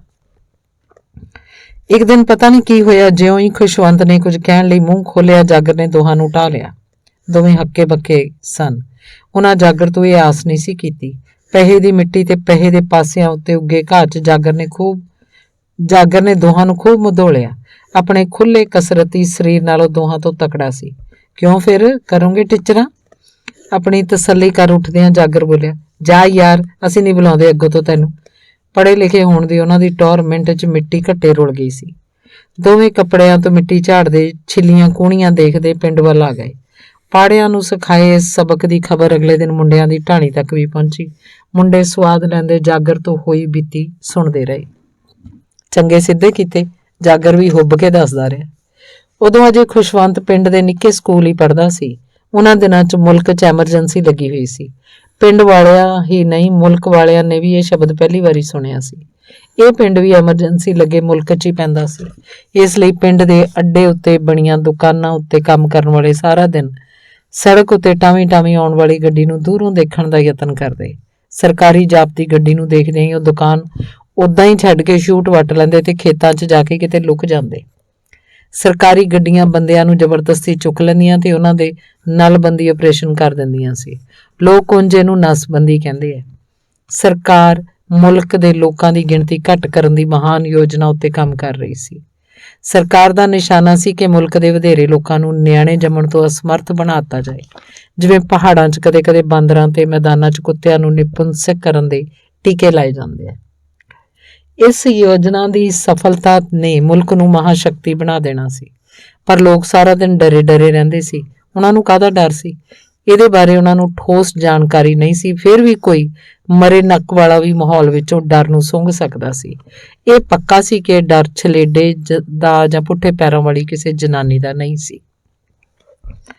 ਇੱਕ ਦਿਨ ਉਹਨਾਂ ਨੇ ਦੇਖਿਆ ਕਿ ਕਿਸੇ ਨੇ ਰਾਤੋਂ ਰਾਤ ਸਕੂਲ ਦੀਆਂ ਬਾਹਰਲੀਆਂ ਕੰਧਾਂ ਉੱਤੇ, ਪਸ਼ੂਆਂ ਦੇ ਹਸਪਤਾਲ ਵਿੱਚ ਤੇ ਬੱਸ ਅੱਡੇ ਵਜੋਂ ਬਣੇ ਬਿਨ ਦਰਵਾਜ਼ਿਓਂ ਕਮਰੇ 'ਚ ਲਾਲ ਰੰਗ ਨਾਲ ਵੱਡੇ ਬੇਢੱਬੇ ਅੱਖਰਾਂ 'ਚ ਕੁਝ ਲਿਖ ਦਿੱਤਾ ਸੀ। ਪਿੰਡ ਦੇ ਕੁਝ ਪੜ੍ਹੇ ਤੇ ਬਾਕੀ ਸਾਰੇ ਅਨਪੜ੍ਹ ਲੋਕ ਇਹਨਾਂ ਲਾਲ ਰੰਗ ਵਿੱਚ ਲਿਖੇ ਅੱਖਰਾਂ ਨੂੰ ਹੈਰਾਨੀ ਨਾਲ ਦੇਖ ਰਹੇ ਸਨ। ਕਿਤੇ ਕਿਸੇ ਨੇ ਖੂਨ ਨਾਲ ਕੁਝ ਲਿਖ ਕੇ ਟੂਣਾ ਤਾਂ ਨਹੀਂ ਸੀ ਕੀਤਾ? ਮਤੇ ਕੋਈ ਔਰਤ ਕਿਸੇ ਦੂਜੇ ਦਾ ਪੁੱਤ ਮਾਰ ਕੇ ਆਪਣੀ ਗੋਦ ਹਰੀ ਕਰਨਾ ਚਾਹੁੰਦੀ ਹੋਵੇ। ਇਹ ਵੀ ਪਤਾ ਨਹੀਂ ਇਹ ਅੱਖਰ ਕਿਸੇ ਬੰਦੇ ਨੇ ਲਿਖੇ ਸੀ ਜਾਂ ਕਿਸੇ ਓਪਰੀ ਸ਼ੈ ਨੇ, ਕਿਸੇ ਛਲੇਡੇ ਨੇ ਜਾਂ ਪੁੱਠੇ ਪੈਰਾਂ ਵਾਲੀ ਜਨਾਨੀ ਨੇ। ਪਰ ਥੋੜਾ ਧਿਆਨ ਨਾਲ ਦੇਖਣ ਤੋਂ ਪਤਾ ਲੱਗ ਜਾਂਦਾ ਸੀ ਕਿ ਲਿਖਣ ਲਈ ਖੂਨ ਨਹੀਂ, ਲਾਲ ਰੰਗ ਦੀ ਸਿਆਹੀ ਵਰਤੀ ਗਈ ਸੀ। ਲਿਖਣ ਵਾਲੇ ਦੀ ਪਛਾਣ ਦਾ ਅੰਦਾਜ਼ਾ ਲਾਉਣਾ ਔਖਾ ਸੀ। ਓਪਰੀ ਸ਼ੈ, ਛਲੇਡਾ ਜਾਂ ਪੁੱਠੇ ਪੈਰਾਂ ਵਾਲੀ ਜਨਾਨੀ ਕਿਹੜੀ ਬੋਲੀ 'ਚ ਲਿਖ ਸਕਦੀ ਹੈ, ਇਹਦੇ ਬਾਰੇ ਅਜੇ ਕਿਸੇ ਗਿਆਨੀ ਨੇ ਪਿੰਡ ਵਾਲਿਆਂ ਨਾਲ ਗਿਆਨ ਸਾਂਝਾ ਨਹੀਂ ਸੀ ਕੀਤਾ। ਖੁਸ਼ਵੰਤ ਤੇ ਸਾਥੀ ਮੁੰਡਿਆਂ ਨੇ ਜੋੜ ਅੱਖਰ ਪੜ੍ਹੇ। ਹੇਠਾਂ ਲਿਖਿਆ ਸੀ, ਜਦੋਂ ਧਿਰ ਉਪਾਵਾਂ ਦੀ ਹੈ ਹਾਰਦੀ, ਤਾਂ ਜਾਇਜ਼ ਵਰਤੋਂ ਹੈ ਤਲਵਾਰ ਦੀ। ਇਹਨਾਂ ਸ਼ਬਦਾਂ ਨਾਲ ਛੋਟੀ ਜੀ ਤਲਵਾਰ ਵੀ ਵਾਹੁਣ ਦੀ ਕੋਸ਼ਿਸ਼ ਕੀਤੀ ਗਈ ਸੀ, ਜਿਸ ਤਰ੍ਹਾਂ ਦੀ ਉਹਨਾਂ ਦੀ ਕਿਤਾਬ ਵਿੱਚ ਹੈ। ਹੇਠਾਂ ਲਿਖਿਆ ਸੀ, ਰਾਜ ਸੱਤਾ ਬੰਦੂਕ ਦੀ ਨਾਲੀ ਵਿੱਚੋਂ ਨਿਕਲਦੀ ਹੈ। ਇਸ ਨਾਲ ਵੀ ਛੋਟੀ ਜੀ ਬੰਦੂਕ ਬਣਾਈ ਗਈ ਸੀ ਜੋ ਪਿਸਤੌਲ ਵੱਧ ਜਾਪਦੀ ਸੀ। ਖੁਸ਼ਵੰਤ ਅਜੇ ਤੀਜੀ 'ਚ ਪੜ੍ਹਦਾ ਸੀ। ਉਹਨੂੰ ਲਿਖਿਆ ਕਿੱਥੇ ਸਮਝ ਆਉਣਾ ਸੀ? ਪੜ੍ਹਨ ਵਾਲੇ ਤੇ ਨਾ ਪੜ੍ਹਨ ਜੋਗਿਆਂ 'ਚੋਂ ਵੀ ਵਧੇਰੇ ਦੇ ਕੁਝ ਪੱਲੇ ਨਾ ਪਿਆ। ਧਿਰ, ਜਾਇਜ਼, ਰਾਜ ਸੱਤਾ ਵਰਗੇ ਸ਼ਬਦਾਂ ਨੂੰ ਬਸ ਘੂਰਦੇ ਰਹੇ, ਜਿਵੇਂ ਪੁੱਛ ਰਹੇ ਹੋਣ ਇਹ ਕਿਹੜੇ ਸ਼ਬਦ ਹੁੰਦੇ। ਸ਼ਾਮ ਨੂੰ ਗਿਆਨੀ ਮਾਸਟਰ ਚਾਚਾ ਰਹੱਸ ਖੋਲਣ ਵਾਂਗ ਭਾਪੇ ਨੂੰ ਦੱਸ ਰਿਹਾ ਸੀ, ਮੈਨੂੰ ਪਤਾ ਸਾਡੇ ਕੋਲ ਹੀ ਪੜ੍ਹਦੇ ਰਹੇ ਆ, ਆਉਂਦਾ ਜਾਂਦਾ ਕੱਖ ਨਹੀਂ ਸੀ, ਹੁਣ ਵੱਡੇ ਨਕਸਲੀ ਬਣੇ ਬੈਠੇ ਆ। ਥੋੜੇ ਦਿਨਾਂ ਬਾਅਦ ਸਾਰਿਆਂ ਨੂੰ ਪਤਾ ਲੱਗ ਗਿਆ ਕਿ ਨਾਅਰੇ ਉਹਨਾਂ ਦੇ ਪਿੰਡ ਦੇ ਮਜਬੀ ਦਿਆਲੇ ਨੇ ਗੁਆਂਢੀ ਪਿੰਡ ਦੇ ਮੁੰਡਿਆਂ ਨਾਲ ਰਲ ਕੇ ਲਿਖੇ ਸਨ। ਦਿਆਲਾ ਰੋਡਵੇਜ਼ ਦੀ ਵਰਕਸ਼ਾਪ 'ਚ ਕੰਮ ਕਰਦਾ ਸੀ। ਉੱਥੇ ਯੂਨੀਅਨ ਰਾਹੀਂ ਉਹਨਾਂ ਦੇ ਨਕਸਲੀਆਂ ਨਾਲ ਸੰਪਰਕ ਬਣੇ ਸਨ ਤੇ ਉਹ ਇਨਕਲਾਬ ਦੇ ਸੁਪਨੇ ਲੈਣ ਲੱਗੇ ਸਨ, ਛੇਤੀ ਝੁੱਲਣ ਵਾਲੀ ਲਾਲ ਹਨੇਰੀ ਦੇ, ਜਿਸ ਨੇ ਉਹਨਾਂ ਨੂੰ ਪਿੰਡ ਦੇ ਸਰਦਾਰਾਂ ਸ਼ਾਹੂਕਾਰਾਂ ਦੇ ਬਰਾਬਰ ਕਰ ਦੇਣਾ ਸੀ। ਸਧਾਰਨ ਪਿੰਡ ਵਾਲਿਆਂ ਤੇ ਖੁਸ਼ਵੰਤ ਵਰਗੇ ਨਿਆਣਿਆਂ ਨੂੰ ਕੀ ਪਤਾ ਕਿ ਨਕਸਲੀ ਕੌਣ ਹੁੰਦੇ ਹਨ। ਪਿੰਡ ਵਾਲਿਆਂ ਸਮਝਿਆ ਕਿ ਨਕਸਲੀ ਵੀ ਮੋਰਚਿਆਂ ਤੇ ਜਾਣ ਵਾਲੇ ਜਥੇਦਾਰਾਂ ਵਰਗੇ ਹੀ ਹੁੰਦੇ ਹੋਣੇ ਆ। ਖੁਸ਼ਵੰਤ ਹੋਰਾਂ ਨੂੰ ਮਾਸਟਰ ਵੱਲੋਂ ਜਮਾਤ ਵਿੱਚ ਇੱਕ ਡਾਕੂ ਦੀ ਪੜ੍ਹ ਕੇ ਸੁਣਾਈ ਬਾਤ ਯਾਦ ਆ ਗਈ, ਜੋ ਅਮੀਰਾਂ ਨੂੰ ਲੁੱਟ ਕੇ ਦੌਲਤ ਗਰੀਬਾਂ 'ਚ ਵੰਡ ਦਿੰਦਾ ਸੀ। ਕੁਝ ਵਰ੍ਹਿਆਂ ਬਾਅਦ ਲਾਹੌਰੀਆਂ ਕੇ ਕਰਤਾਰੇ ਨੇ ਵੀ ਮੁੰਡਿਆਂ ਨੂੰ ਏਦਾਂ ਦੇ ਡਾਕੂ ਦੀ ਗੱਲ ਸੁਣਾਈ ਸੀ। ਸੂਹ ਕੱਢ ਕੇ ਦਿਆਲੇ ਤੇ ਉਹਦੇ ਸਾਥੀਆਂ ਨੂੰ ਗ੍ਰਿਫਤਾਰ ਕਰਨ ਥਾਣੇਦਾਰ ਆ ਪਾਇਆ ਸੀ। ਦਿਆਲਾ ਨਕਸਲੀਆਂ ਦਾ ਲੀਡਰ ਨਹੀਂ, ਸਿਰਫ ਵਰਕਰ ਸੀ। ਲੀਡਰ ਤਾਂ ਵੇਲੇ ਕੁ ਵੇਲੇ ਉਹਨਾਂ ਨੂੰ ਸ਼ਹਿਰ ਦੇ ਇੱਕ ਕਮਰੇ 'ਚ ਮਿਲਦਾ ਸੀ। ਉਹਦਾ ਨਾਂ ਕਰਨੈਲ ਸੀ, ਪਰ ਫਿਰ ਉਹਨਾਂ ਨੂੰ ਇਹ ਪਤਾ ਲੱਗਾ ਕਿ ਉਹਦਾ ਨਾਂ ਕਰਨੈਲ ਨਹੀਂ, ਕੁਝ ਹੋਰ ਸੀ। ਇਹ ਕੁਝ ਹੋਰ ਵੀ ਉਹਦਾ ਅਸਲੀ ਨਾਂ ਨਹੀਂ ਸੀ। ਉਹਦਾ ਨਾਂ ਤਾਂ ਉਹਨਾਂ ਨੂੰ ਪਤਾ ਨਹੀਂ ਕੀ ਸੀ। ਥਾਣੇ 'ਚ ਕੁੱਟ ਖਾ ਕੇ ਉਹਨਾਂ ਪੁਲਿਸ ਨੂੰ ਕੀ ਦੱਸਣਾ ਸੀ, ਉਹਨਾਂ ਨੂੰ ਪਤਾ ਹੀ ਕੁਝ ਨਹੀਂ ਸੀ। ਉਹਨਾਂ ਕੋਈ ਜੁਰਮ ਨਹੀਂ ਸੀ ਕੀਤਾ, ਫਿਰ ਵੀ ਥਾਣੇਦਾਰ ਨੇ ਉਹਨਾਂ ਉੱਤੇ ਲੱਗਣ ਵਾਲੀਆਂ ਧਾਰਾਵਾਂ ਲੱਭ ਹੀ ਲਈਆਂ, ਲੱਭ ਕੇ ਉਹਨਾਂ ਉੱਤੇ ਲਾ ਵੀ ਦਿੱਤੀਆਂ। ਦਿਆਲਾ ਸਾਥੀਆਂ ਸਮੇਤ ਉੱਚੀਆਂ ਕੰਧਾਂ ਵਾਲੀ ਜੇਲ੍ਹ ਚਲਾ ਗਿਆ। ਉਹ ਜੇਲ੍ਹ ਜਿਹਦੀਆਂ ਕੰਧਾਂ ਨੂੰ ਦੇਖਦਿਆਂ ਲੱਗਦਾ ਹੈ ਕਿ ਹੁਣੇ ਤੁਹਾਡੇ ਤੇ ਡਿੱਗ ਪੈਣਗੀਆਂ, ਪਰ ਦਿਆਲੇ ਦੀ ਚੰਗੀ ਕਿਸਮਤ ਨੂੰ ਇਹ ਕੰਧਾਂ ਉਹਦੇ ਤੇ ਨਾ ਡਿੱਗੀਆਂ ਤੇ ਉਹ ਸਲਾਮਤ ਰਿਹਾ। ਉਹਦੀ ਦੂਰੀ ਚੰਗੀ ਕਿਸਮਤ ਨੂੰ ਛੇਤੀ ਮੁਲਕ 'ਚ ਐਮਰਜੈਂਸੀ ਚੁੱਕੀ ਗਈ। ਮੁਲਕ ਦੀ ਰਾਣੀ ਚੋਣਾਂ 'ਚ ਹਾਰ ਗਈ ਤੇ ਹੋਰਾਂ ਨਾਲ ਉਹ ਵੀ ਜੇਲ੍ਹ 'ਚੋਂ ਬਾਹਰ ਆ ਗਿਆ। ਜੇਲ੍ਹ ਦੀਆਂ ਉੱਚੀਆਂ ਕੰਧਾਂ ਵੀ ਸਲਾਮਤ ਰਹੀਆਂ। ਜੇਲ੍ਹ 'ਚੋਂ ਬਾਹਰ ਆ ਕੇ ਦਿਆਲਾ ਫਿਰ ਵਰਕਸ਼ਾਪ 'ਚ ਕੰਮ ਕਰਨ ਲੱਗਾ। ਜੇਲ੍ਹ ਨੇ ਉਹਨੂੰ ਕੁਝ ਸਿੱਧਾ ਕਰ ਦਿੱਤਾ ਸੀ। ਕਰਨੈਲ ਜਾਂ ਜਿਹਦਾ ਅਸਲੀ ਨਾਮ ਪਤਾ ਨਹੀਂ ਕੀ ਸੀ, ਉਹਨੂੰ ਫੇਰ ਨਾ ਮਿਲਿਆ। ਕੁਝ ਵਰ੍ਹਿਆਂ ਬਾਅਦ ਉਹਨੂੰ ਪਤਾ ਲੱਗਾ ਕਿ ਉਹ ਅਮਰੀਕਾ ਚਲਾ ਗਿਆ ਹੈ। ਹੁਣ ਉਹ ਆਪ ਹੀ ਪਹਿਲਾਂ ਨਾਲੋਂ ਸਿਆਣੀਆਂ ਗੱਲਾਂ ਕਰਦਾ ਸੀ। ਲੋਕ ਵੀ ਉਹਨੂੰ ਕੁਝ ਸਤਿਕਾਰ ਦੇਣ ਲੱਗੇ ਸਨ। ਉਹਨਾਂ ਉਹਦਾ ਨਾਂ ਕਾਮਰੇਡ ਰੱਖ ਦਿੱਤਾ ਤੇ ਉਹਨੂੰ ਮਜਬੀਆਂ ਦੇ ਵਿਹੜੇ ਵਿੱਚੋਂ ਪੰਚ ਚੁਣ ਲਿਆ। ਦਿਆਲੇ ਕਾਮਰੇਡ ਨੇ ਵੀ ਪਾਰਟੀ ਦੇ ਕੁਝ ਹੋਰ ਕਾਮਰੇਡ ਲੱਭ ਲਏ। ਕੁਝ ਵੱਡੇ ਹੋ ਕੇ ਖੁਸ਼ਵੰਤ ਨੂੰ ਉਹਦੀਆਂ ਕੁਝ ਗੱਲਾਂ ਸਮਝ ਆਉਣ ਲੱਗ ਪਈਆਂ, ਜਿਵੇਂ ਅਸਲੀ ਨਕਲੀ ਆਜ਼ਾਦੀ ਦੀ ਗੱਲ, ਬਰਾਬਰੀ ਨਾ ਬਰਾਬਰੀ ਦੀ ਗੱਲ, ਜਾਤਾਂ ਧਰਮਾਂ ਦੇ ਨਾਂ ਉੱਤੇ ਲੋਕਾਂ 'ਚ ਪਈਆਂ ਵੰਡੀਆਂ ਦੀ ਗੱਲ। ਦਿਆਲੇ ਨੇ ਇਹਨਾਂ ਗੱਲਾਂ ਲਈ ਹੀ ਇੱਟ ਚਲਾਉਣ ਦੀ ਇੱਛਾ ਪਾਲੀ ਸੀ। ਰਾਮੇ ਨੂੰ ਮਿਲਣੋਂ ਵਿਹੜੇ ਜਾਂਦਾ ਤਾਂ ਦਿਆਲੇ ਦੀਆਂ ਗੱਲਾਂ ਦਾ ਕੁਝ ਪ੍ਰਸ਼ਾਦ ਵੀ ਲੈ ਆਉਂਦਾ। ਉਹਨੂੰ ਇਹ ਗੱਲਾਂ ਜ਼ਿੰਦਗੀ 'ਚ ਹੌਸਲਾ ਦੇਣ ਵਾਲੀਆਂ ਜਾਪਦੀਆਂ। ਪੀਰ ਸ਼ਾਹ ਇਨਾਇਤ ਦੀ ਮਿਹਰ ਵਾਲੇ ਇਸ ਪਿੰਡ ਦੇ ਲਾਹੌਰੀਏ ਬਦਮਾਸ਼ ਵੀ ਮਸ਼ਹੂਰ ਸਨ। ਉਹ 47 ਤੋਂ ਬਾਅਦ ਆ ਕੇ ਪਿੰਡ 'ਚ ਵਸੇ ਸਨ। ਵੱਡੇ ਰੌਲਿਆਂ ਤੋਂ ਪਹਿਲਾਂ ਉਹ ਬਾਰਚੀ ਖੇਤੀ ਤੇ ਲੁੱਟ-ਖੋਹ ਕਰਦੇ ਸਨ। ਪਤਾ ਨਹੀਂ ਕਿਉਂ ਪਿੰਡ ਵਾਲਿਆਂ ਨੇ ਉਹਨਾਂ ਦੀ ਬਾਰੀਏ ਪਾਉਣ ਦੀ ਥਾਂ ਲਾਹੌਰੀਏ ਪਾਈ ਹੋਈ ਸੀ। ਪਿੰਡ 'ਚ ਉਹਨਾਂ ਦੀਆਂ ਜੜ੍ਹਾਂ ਹਾਲੇ ਬਹੁਤ ਡੂੰਘੀਆਂ ਨਹੀਂ ਸਨ, ਇਸੇ ਲਈ ਲੋਕ ਉਹਨਾਂ ਦੀਆਂ ਬਦਮਾਸ਼ੀਆਂ ਤੋਂ ਖੌਫ ਨਹੀਂ ਸੀ ਖਾਂਦੇ। ਉਹ ਵੀ ਪਿੰਡ ਦੇ ਆਸੇ-ਪਾਸੇ ਬਦਮਾਸ਼ੀ ਖਿਲਾਰ ਕੇ ਖੁਸ਼ ਰਹਿੰਦੇ ਸਨ। ਜਦੋਂ ਉਹਨਾਂ ਨੂੰ ਪਿੰਡ 'ਚ ਮੁਸਲਮਾਨਾਂ ਦਾ ਘਰ ਅਲਾਟ ਹੋਇਆ, ਉਦੋਂ ਪਾਲਾ ਤੇ ਕਰਤਾਰਾ ਮਾਂ ਦੀ ਕੁੱਛੜ 'ਚ ਸਨ। 25 ਕੁ ਵਰ੍ਹਿਆਂ 'ਚ ਹੀ ਪਿਓ ਤੇ ਚਾਚਾ ਬੁੱਢੇ ਹੋ ਗਏ ਸਨ, ਪਰ ਪੁੱਤ ਤਰੱਕੀ ਕਰਕੇ 10 ਨੰਬਰੀਆਂ 'ਚ ਸ਼ਾਮਲ ਹੋ ਗਏ। ਬਦਮਾਸ਼ੀ ਇੱਕ ਪੀੜ੍ਹੀ ਦੇ ਹੱਥੋਂ ਨਿਕਲ ਕੇ ਦੂਸਰੀ ਪੀੜ੍ਹੀ ਦੇ ਹੱਥ ਆ ਗਈ। ਪੁਰਾਣੇ ਬਦਮਾਸ਼ ਪਸ਼ੂਆਂ ਨੂੰ ਪੱਠਾ ਦੱਥਾ ਪਾਉਣ ਜੋਗੇ ਰਹਿ ਗਏ, ਕਿਉਂਕਿ ਨਵੇਂ ਬਦਮਾਸ਼ ਪਿੰਡ ਘੱਟ ਹੀ ਟਿਕਦੇ ਸਨ। ਉਹ ਲਾਗਲੇ ਪਿੰਡਾਂ ਤੇ ਸ਼ਹਿਰਾਂ 'ਚ ਆਪਣੀਆਂ ਯਾਰੀਆਂ ਤੇ ਦੁਸ਼ਮਣੀਆਂ ਪਾਲਦੇ ਫਿਰਦੇ, ਵੱਡੇ ਸ਼ਹਿਰ 'ਚ ਕੋਠਿਆਂ ਦੀਆਂ ਸੂਹਾਂ ਕੱਢਦੇ, ਜਨਾਨੀਆਂ ਤਾੜਦੇ।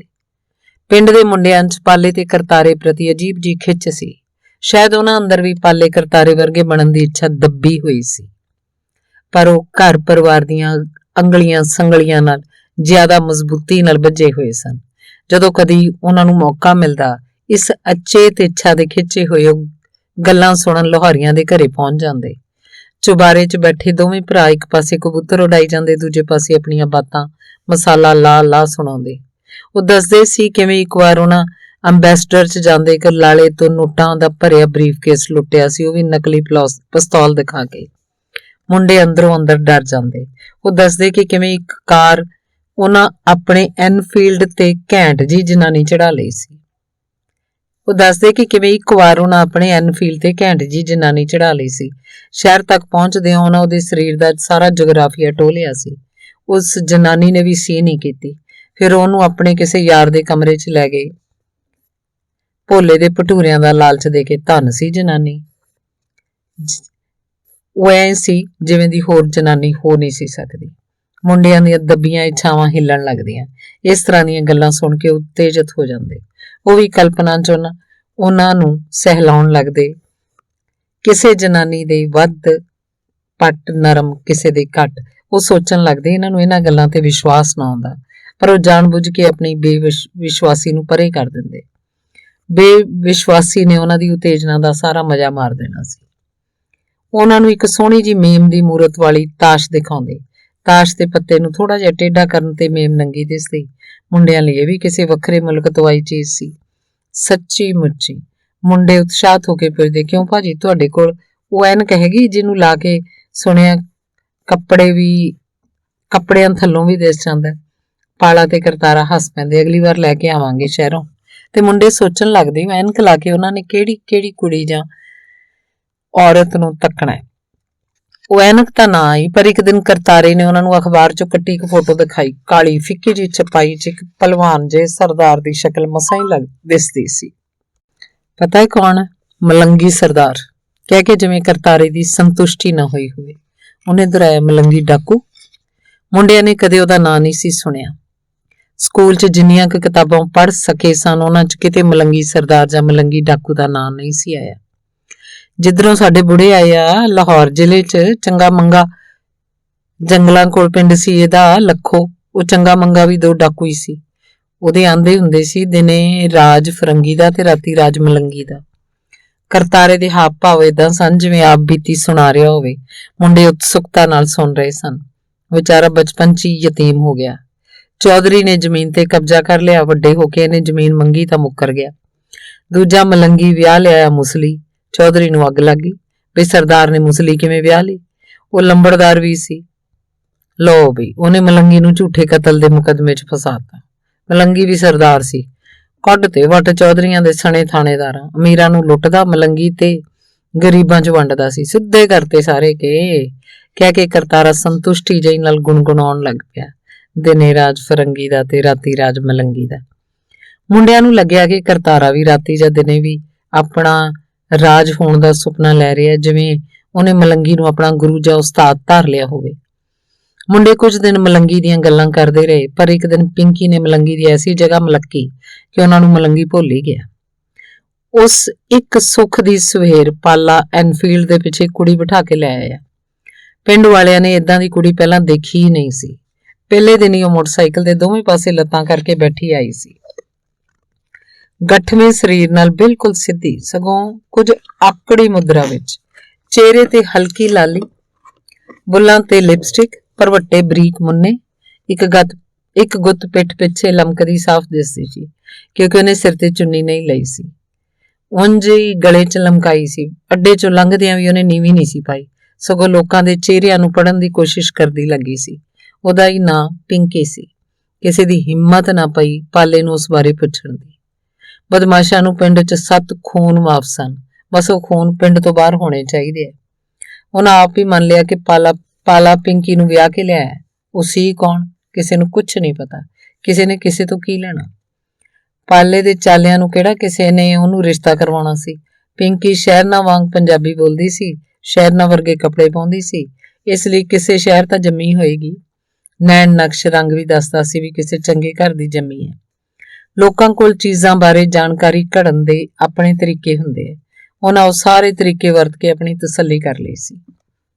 ਪਿੰਕੀ ਦੇ ਆਉਣ ਪਿੱਛੋਂ ਮੁੰਡਿਆਂ ਦੀ ਘਰ ਆਉਣੀ ਜਾਣੀ ਬੰਦ ਹੋ ਗਈ, ਪਰ ਉਹਦੇ ਬਾਰੇ ਖੁਸਰ ਫੁਸਰ ਜ਼ਰੂਰ ਕਰਦੇ। ਪਾਲਾ ਤੇ ਕਰਤਾਰਾ ਵੀ ਉਹਨਾਂ ਤੋਂ ਦੂਰ ਦੂਰ ਹੀ ਰਹਿੰਦੇ। ਕਰਤਾਰਾ ਵੈਸੇ ਵੀ ਪਿੰਡ ਘੱਟ ਤੇ ਸ਼ਹਿਰ ਵੱਧ ਰਹਿੰਦਾ ਸੀ। ਉਹਨਾਂ ਦੇ ਕੰਮਕਾਰ ਜਾਂ ਕਾਰੋਬਾਰ ਬਾਰੇ ਕਿਸੇ ਨੂੰ ਕੋਈ ਭੇਤ ਨਹੀਂ ਸੀ। ਪਿੰਕੀ ਅਕਸਰ ਪਾਲੇ ਨਾਲ ਸ਼ਹਿਰ ਜਾਂਦੀ। ਉਸੇ ਤਰ੍ਹਾਂ ਐਨਫੀਲਡ ਉੱਤੇ ਦੋਵੇਂ ਪਾਸੇ ਲੱਤਾਂ ਕਰਕੇ ਅਕਸਰ ਉਹਨੇ ਕੁੜਤੇ ਨਾਲ ਬੈਲ ਬਟਨ ਪਾਇਆ ਹੁੰਦਾ, ਉਹੋ ਜਿਹਾ ਹੇਮਾ ਮਾਲਿਨੀ ਨੇ ਸ਼ਹਿਰ ਦੀ ਸਿਨੇਮੇ 'ਚ ਲੱਗੀ ਫਿਲਮ 'ਚ ਪਾਇਆ ਸੀ। ਕੁਝ ਮੁੰਡਿਆਂ ਨੇ ਘਰਦਿਆਂ ਤੋਂ ਚੋਰੀ ਸ਼ਹਿਰ ਜਾ ਕੇ ਇਹ ਫਿਲਮ ਦੇਖੀ ਸੀ। ਵਾਪਸ ਆ ਕੇ ਦੂਜੇ ਮੁੰਡਿਆਂ ਨੂੰ ਫਿਲਮ ਦੀ ਕਹਾਣੀ ਸੁਣਾਉਂਦੇ ਉਹ ਧਰਮਿੰਦਰ ਦੀ ਕਿਸਮਤ ਉੱਤੇ ਰਸ਼ਕ ਕਰਦੇ। ਹੁਣੇ ਧਰਮਿੰਦਰ ਨੇ ਹੇਮਾ ਮਾਲਿਨੀ ਨਾਲ ਦੂਜਾ ਵਿਆਹ ਕਰਾਇਆ ਸੀ, ਪਰ ਉਹਨਾਂ ਨੂੰ ਇਸ ਗੱਲ ਦੀ ਤਸੱਲੀ ਸੀ ਕਿ ਆਖਰ ਧਰਮਿੰਦਰ ਉਹਨਾਂ ਦੀ ਹੀ ਧਰਤੀ ਦਾ ਜੱਟ ਭਰਾ ਹੈ। ਖੁਸ਼ਵੰਤ ਨੇ ਵੀ ਪਿੰਕੀ ਨੂੰ 1-2 ਵਾਰੀ ਵੇਖਿਆ, ਇੱਕ ਵਾਰ ਹਰੇ ਤੇ ਇੱਕ ਵਾਰ ਖੱਟੇ ਸੂਟ 'ਚ। ਉਹ ਤੇ ਸਤਪਾਲ ਪਿੰਡ ਦੀਆਂ ਗਲੀਆਂ ਕੱਚਦੇ, ਖਾਸ ਤੌਰ ਤੇ ਉਹਨਾਂ ਘਰਾਂ ਅੱਗੋਂ ਦੀ ਲੰਘਦੇ ਜਿਨ੍ਹਾਂ 'ਚ ਨਵੀਂ ਵਹੁਟੀ ਆਈ ਹੁੰਦੀ।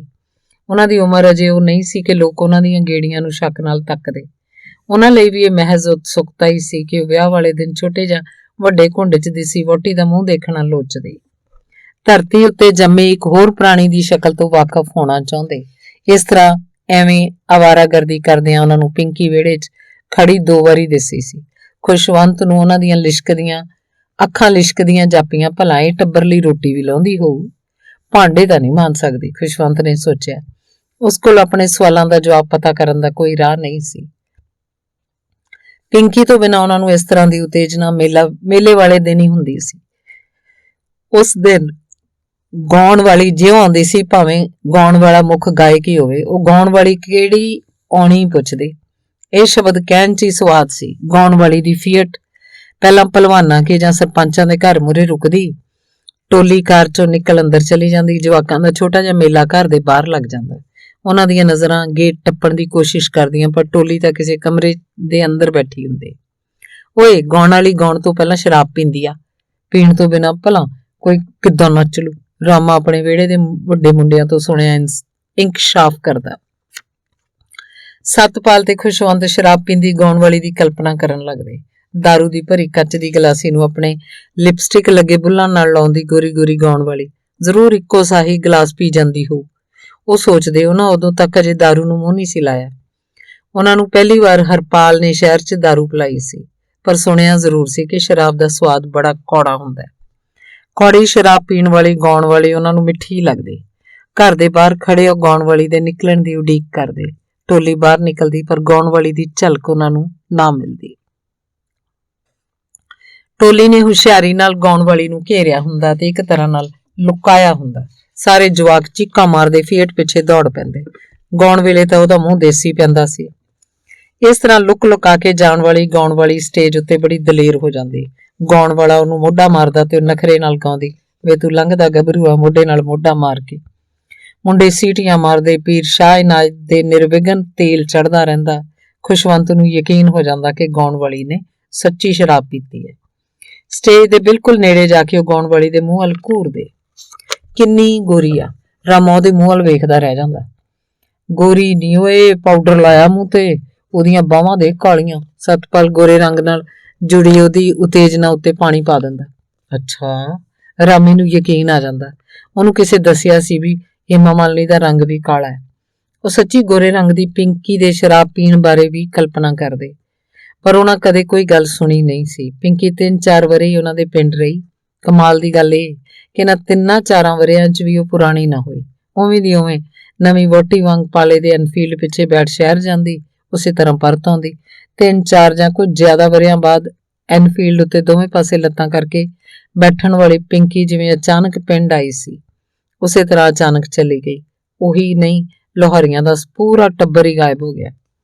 ਉਸ ਤੋਂ ਬਾਅਦ ਖੁਸ਼ਵੰਤ ਨੂੰ ਜੋ ਵੀ ਪਤਾ ਹੈ ਉਹ ਸਿਰਫ ਅਫਵਾਹਾਂ ਆਧਾਰਿਤ ਹੈ, ਸੁਣੀਆਂ ਸੁਣਾਈਆਂ ਗੱਲਾਂ। ਉਂਝ ਸੁਣੀਆਂ ਸੁਣਾਈਆਂ ਸਾਰੀਆਂ ਗੱਲਾਂ ਝੂਠ ਵੀ ਨਹੀਂ ਹੁੰਦੀਆਂ। ਲੋਹਾਰੀਆਂ ਦੇ ਢੱਠੇ ਘਰ ਨੂੰ ਤਾਂ ਉਹਨੇ ਆਪਣੀਆਂ ਅੱਖਾਂ ਨਾਲ ਦੇਖਿਆ। ਇਸ ਬੰਦ ਪਏ ਘਰ ਨੂੰ ਪੁਲਿਸ ਢਾਹ ਕੇ ਗਈ ਸੀ। ਕਿਸੇ ਨੂੰ ਨਹੀਂ ਸੀ ਪਤਾ ਕਿ ਕਾਨੂੰਨ ਅਨੁਸਾਰ ਪੁਲਿਸ ਨੂੰ ਲੋਕਾਂ ਦੇ ਘਰ ਢਾਉਣ ਦਾ ਵੀ ਹੱਕ ਹੈ। ਇੱਥੋਂ ਤੱਕ ਕਿ ਸਿਪਾਹੀ ਉਹਨਾਂ ਦੇ ਡੰਗਰ ਬੱਚੇ ਵੀ ਖੋਲ ਕੇ ਲੈ ਗਏ। ਜ਼ਰੂਰ ਪੁਲਿਸੀਆਂ ਨੂੰ ਉਹਨਾਂ ਦੀ ਭੁੱਖ ਪਿਆਸ ਦਾ ਖਿਆਲ ਹੋ, ਤਾਂ ਹੀ ਉਹ ਲੈ ਗਏ। ਉਹਨਾਂ ਕੰਨੋ ਕੰਨੀ ਸੁਣਿਆ ਸੀ ਕਿ ਕੁਝ ਚਿਰ ਪਹਿਲਾਂ ਜੀਟੀ ਰੋਡ ਤੋਂ ਉਹਨਾਂ ਦੇ ਪਿੰਡ ਆਉਂਦੀ ਸੜਕ ਉੱਤੇ ਬੱਸ ਵਿੱਚੋਂ ਇੱਕ ਫਿਰਕੇ ਦੇ ਲੋਕਾਂ ਨੂੰ ਕੱਢ ਕੇ ਜਿਨ੍ਹਾਂ ਨੇ ਗੋਲੀ ਨਾਲ ਭੁੰਨਿਆ ਸੀ, ਉਹਨਾਂ 'ਚ ਕਰਤਾਰਾ ਵੀ ਸ਼ਾਮਲ ਸੀ। ਇਸੇ ਤਰ੍ਹਾਂ ਉਹਨੇ ਸੁਣਿਆ ਸੀ ਕਿ ਸ਼ਹਿਰ ਦੀ ਬੈਂਕ ਵਿੱਚੋਂ ਜਿਨ੍ਹਾਂ ਨੇ ਖਾਸੀ ਨਗਦੀ ਲੁੱਟੀ ਸੀ, ਉਹਨਾਂ 'ਚ ਕਰਤਾਰੇ ਦੇ ਨਾਲ ਪਾਲਾ ਵੀ ਸੀ। ਕੁਝ ਲੋਕ ਖਬਰ ਦਿੰਦੇ ਸਨ ਕਿ ਵੱਡੇ ਸ਼ਹਿਰ ਦੇ ਵੱਡੇ ਸਰਾਫ ਨਾਲ ਠੱਗੀ ਮਾਰ ਕੇ ਜਿਨ੍ਹਾਂ ਨੇ ਲੱਖਾਂ ਦੇ ਗਹਿਣੇ ਲੁੱਟੇ ਸਨ, ਉਹਨਾਂ 'ਚ ਕਰਤਾਰੇ ਤੇ ਪਾਲੇ ਦੇ ਨਾਲ ਪਿੰਕੀ ਵੀ ਸੀ। ਉਹਨਾਂ ਦੀਆਂ ਇਹਨਾਂ ਵਾਰਦਾਤਾਂ ਦਾ ਖਾਮਿਆਜਾ ਮਾਂ-ਪਿਓ ਤੇ ਚਾਚੇ ਨੂੰ ਭੁਗਤਣਾ ਪਿਆ ਸੀ। ਪੁਲਿਸ ਨੇ ਉਹਨਾਂ ਨੂੰ ਘਰ 'ਚ ਵੀ ਕੁੱਟਿਆ ਤੇ ਥਾਣੇ 'ਚ ਵੀ। ਉਹਨਾਂ ਤੋਂ ਤਿੰਨਾਂ ਦਾ ਪਤਾ ਪੁੱਛਦੇ ਸੀ, ਪਰ ਉਹ ਵੀ ਤਾਂ ਸਾਬਕਾ ਬਦਮਾਸ਼ ਸਨ, ਉਧਰੋਂ ਹੀ ਆਏ ਹੋਏ ਜਿੱਥੇ ਮਲੰਗੀ ਹੋਇਆ ਸੀ। ਉਹਨਾਂ ਕੁਝ ਨਾ ਦੱਸਿਆ। ਪੁਲਿਸ ਨੇ ਉਹਨਾਂ ਨੂੰ ਤੰਗ ਕਰਨਾ ਜਾਰੀ ਰੱਖਿਆ। ਅਖੀਰ ਤੰਗ ਆ ਕੇ ਆਪਣੇ ਕਿਸੇ ਰਿਸ਼ਤੇਦਾਰ ਕੋਲ यूपी ਚਲੇ ਗਏ। ਫਿਰ ਇੱਕ ਇਹ ਅਫਵਾਹ ਉੱਡੀ ਸੀ ਕਿ ਕੱਲ ਪਾਲੇ ਤੇ ਪਿੰਕੀ ਨੂੰ ਕਿਸੇ ਨੇ ਦਰਬਾਰ ਸਾਹਿਬ ਦੇਖਿਆ, ਉੱਥੇ ਸਰਾਂ ਦੇ ਕਮਰੇ 'ਚ ਰਹਿ ਰਹੇ ਨੇ। ਇੱਕ ਹੋਰ ਕੁਝ ਦਿਨ ਪਹਿਲਾਂ ਸੰਤਾਂ ਦੇ ਸੇਵਕਾਂ ਨੇ ਏਜੰਸੀਆਂ ਦੀ ਮੁਖਬਰ ਹੋਣ ਤੇ ਸ਼ੱਕ 'ਚ ਦਰਬਾਰ ਸਾਹਿਬ ਦੇ ਬਾਹਰ ਜਿਸ ਕੁੜੀ ਨੂੰ ਗੋਲੀ ਮਾਰਤੀ ਸੀ ਉਹ ਪਿੰਕੀ ਸੀ। ਪਾਲੇ ਤੇ ਕਰਤਾਰੇ ਬਾਰੇ ਵੀ ਇਸੇ ਤਰ੍ਹਾਂ ਹਵਾਈਆਂ ਉੱਡੀਆਂ ਸਨ। ਕੁਝ ਕਹਿੰਦੇ ਸਨ ਉਹ ਨੀਲਾ ਤਾਰਾ ਕਾਰਵਾਈ ਦੌਰਾਨ ਫੜੇ ਗਏ ਸਨ, ਕੁਝ ਕਹਿੰਦੇ ਨਹੀਂ, ਫੌਜ ਨੇ ਉਹਨਾਂ ਨੂੰ ਗੋਲੀ ਮਾਰਤੀ। ਦੋਵਾਂ ਭਰਾਵਾਂ ਦੀ ਲਾਸ਼ ਇੱਕੋ ਟਰੱਕ 'ਚ ਪਈ ਕਿਸੇ ਨੇ ਵੇਖੀ ਸੀ।